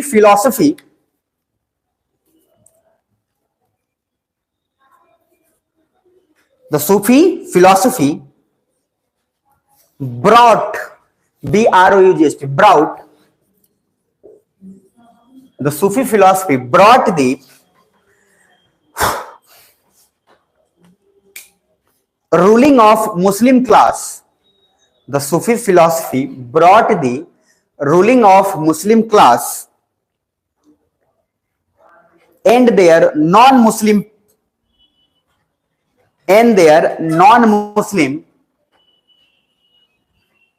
people closer. एक कहानी है प्रेमचंद का ईदगाह, जो मैंने बहुत बार जिक्र भी किया है ना, चिमटा वाला कहानी जो अब्दुल है और वो कहता रहता है। तो उस कहानी को महत्व बहुत ज्यादा, उस कहानी में कुछ खास नहीं है, लेकिन वो कहानी का महत्व बहुत ज्यादा है, क्योंकि उसमें प्रेमचंद ने पहली बार एक हिंदुइज्म और अलग धर्म के लोगों को ये बताने की कोशिश करी कि आप भी तो समझो कि मुस्लिम धर्म का फेस्टिवल या वो कैसा होता है। तो उसलिए वो बहुत इंपॉर्टेंट उसका रोल है। उसमें ये ज्यादा महत्व नहीं है कि एक बच्चा है जो अपनी दादी के बारे में इतना सोच रहा है। मैंने बार बार जिक्र किया है कि एक बच्चे का इतना ज्यादा सोचना वो ठीक बात नहीं होता है। कुछ समझ में आ रहा है? उस बच्चे का अपने उस लाइफ में वो सोचे कि मेरी दादी के लिए मैं चिमटा लेके जाऊं, अपना सारा सेक्रीफाइस कर रहा है, वो कतई ठीक बात नहीं है, ना साइकोलॉजिकली ना सोशोलॉजिकली, कहीं से भी ठीक नहीं है। तो उस कहानी का मेन मुद्दा ये नहीं है कि अरे हर बच्चा ऐसा होना चाहिए। उस कहानी का मेन मुद्दा ये है कि जिस तरीके से एक पर्व होता है जो दूसरे धर्म का है, उसके बारे में सब कोई जाने तो ज्यादा क्लोज आएंगे। समझ पा रहे हैं? हम लोग कभी, मैंने बार बोला ना, बिना जाने बहुत सारे हरकत कर देते हैं, और जब जाते हैं तो जैसे एक कहानी बड़ा फेमस है कि एक रहता है आदमी, उसका पालतू कुत्ता रहता है एकदम उसका पूरा वफादार, इसको मजबूरन बस बाद में बेच देना पड़ता है किसी से, ठीक है, और उसमें शर्त होता है कि वापस नहीं आना चाहिए। मतलब क्या समझ पा रहे हो? वापस नहीं आना चाहिए मतलब कि हमने वो आपको बेचा, वो चला गया, तो उस मालिक से इसका शर्त था कि कुत्ता वापस नहीं आए आपके घर पे, आपको इस लेवल पे इसके साथ कुछ मतलब अपना जो भी है, क्योंकि मानता है तो आपको करना पड़ेगा ट्रीटी। तो सर वो वहां पे चला गया तो कुछ समय बाद क्या हुआ कि जहां पे हो गया उसके मालिक का मतलब मान लो डेथ हो गया था, ठीक है। अब ये कुत्ता जो है आ गया वापस, मतलब ये भागता भागता घुसा आ गया, तो ये मालिक जो है उसको ना पूछा ना सोचा ना कुछ ना कहे, उसको सीधा गर्दन उड़ा दिया उस कुत्ते का। बाद में अफसोस हुआ उसको, क्योंकि उसके मुंह में देखा तो उसमें जो दिखा था, जो फैमिली वो लिख के दिया था कि यहाँ के फैमिली के लोग जो है डेथ कर गए हैं, तो यहाँ पे कुत्ता भी चूंकि मर जाएगा तो उससे बेहतर है कि ये उसको वहां पहुंचा दिया जाए। तो उसमें वो लिखा हुआ था। तो उसको सोचो उसके बाद कितना अफसोस हुआ होगा। तो आप कहीं भी आइडिया बिना बात किए बिना सोचे समझे पहले आइडिया मत लगाओ, बहुत पछतावा होता है बहुत ज्यादा, इसलिए वो मत करिएगा कभी भी, बहुत फंसिएगा। तो मतलब कहने का मेरा सिंपल लॉजिक है कि किसी से भी मिलिए तो ओपननेस करके मिलिए और अपने चश्मे से किसी का आइडिया लगाइए, किसी दूसरे के चश्मे से आइडिया मत लगाइए, हमेशा नुकसान में जाइएगा, चाहे वो अच्छा ही क्यों ना हो चाहे बुरा ही क्यों ना हो। समझ में आ रहा है? इसलिए रिक्वेस्ट आपसे यही है। नेक्स्ट पहला पॉइंट हो गया। तो पहला पॉइंट क्या हो गया कि सर ये सूफीज्म जो है ये लोगों को क्लोज लाया थोड़ा जानने के लिए कि भैया जो नॉन मुस्लिम्स है या जो मुस्लिम्स है वो थोड़ा सा क्लोज आ गए। दूसरा पॉइंट लिखेगा, attacked ATTACK attacked Orthodox follower of Islam. Attacked Orthodox समझते हैं क्या क्या? ऑर्थोडॉक्स का सिंपल सा मीनिंग है कि आप उसी चीज को एक तरीके से मान रहे हो, मतलब हाँ कि घिसा पिटा बात है कि हाँ इस्लाम ही मेरा सब कुछ है, जबकि इस्लाम में बहुत सारी कुरीतियां उधर भी है, देखोगे तो इतना कुरीतियां है कि आपको समझ में आ जाएगा, तो उधर भी कुरीत। लेकिन सर सूफीज ने अटैक किया उन लोगों पे कि इस्लाम ही सब कुछ नहीं है बेटा, तो थोड़ा औकात में रहो और ऊपर नजरिए से देखो। तो ये बहुत बड़ा इंपैक्ट हुआ कि इस्लामिस्ट लोगों को अटैक किया। ये अटैक मतलब क्या? विचार से, ठीक है, कि भैया ऐसा नहीं है। तीसरा बस इसी पॉइंट लास्ट लिख लीजिए, फिर बात लिखिएगा, सेकुलर टेंडेंसी, सेकुलर धर्मनिरपेक्ष टेंडेंसी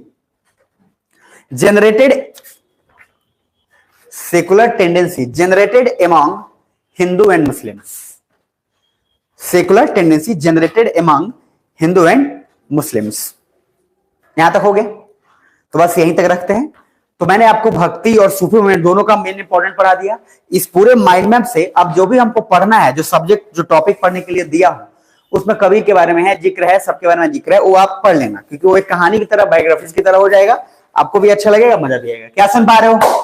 तो सर भक्ति और सुपरमोमेंट हमने खत्म कर दिया ऑलमोस्ट इस लेवल पे कि आपका कार्ड इससे हो जाएगा। बाकी आप उसको एक बार रीड कर लीजिएगा, सारा काम बराबर हो जाएगा। क्लियर है जी? तो हम आपको आर्ट एंड कल्चर का थीम आज बताए हैं, मॉडर्न हिस्ट्री का थीम बताए हैं, और भक्ति एंड सुपर मोमेंट का आपको इंपॉर्टेंस, फीचर्स और इसका कारण बताए हैं। क्लियर है? तो आज इतना ही रखते हैं, फिर हम लोग नेक्स्ट क्लास में कंटिन्यू करेंगे। क्लियर है? आपसे निवेदन ही है कि टाइम बर्बाद ना करें, ठीक है? क्लास जो है ठीक है ऑफ रहेगा 1-2 दिन, आप रिक्वेस्ट जैसे है आराम कर लो, चाहे उसमें रिवीजन कर लो, आप पे मैं कोई दबाव नहीं डालूंगा, आप अपने हिसाब से देख लेना। बस लास्ट वही करूंगा कि जरूर इस बात को सोचना कि 2-3 साल बाद अपन कहाँ रहेंगे, ये जरूर सोचना। और उसके बाद हर नोट्स का जो भी टॉपिक है, पॉलिटी या जो भी कुछ पढ़े हो आप, जब जब आप देखो तो थोड़ा सा खाली कम से कम पलटने की कोशिश कर लो थोड़ा सा। अक्टूबर नवंबर दिसंबर का स्ट्रेटेजी बताया हुआ ही है, तो जो सब्जेक्ट बताया वो उसका पलटते रहो, उसमें आपको कवर करना है। अगर मन नहीं कर रहा हो तो दूसरे सब्जेक्ट का पलट लो, कि पॉलिटी ही थोड़ा दिमाग में चला जाए, तब तक फिजिकल ज्योग्राफी ही दिमाग में चला जाए। समझ पा रहे? तो थोड़ा ये काम करिएगा, इतना निवेदन है आपसे। और सिलेबस अपने पास हमेशा रखकर देखते रहिएगा कि क्या हो रहा है, क्या कर रहे हैं, क्या नहीं कर रहे हैं। क्लियर है? तो इतना ही रखते हैं। आप सबको भगवान करे बढ़िया हो, अच्छा है, रिजल्ट है, काम करे। तो सर दशहरा ठीक से मनाइएगा, फिर हम लोग नेक्स्ट क्लास में कंटिन्यू करेंगे। ठीक है? चलिए।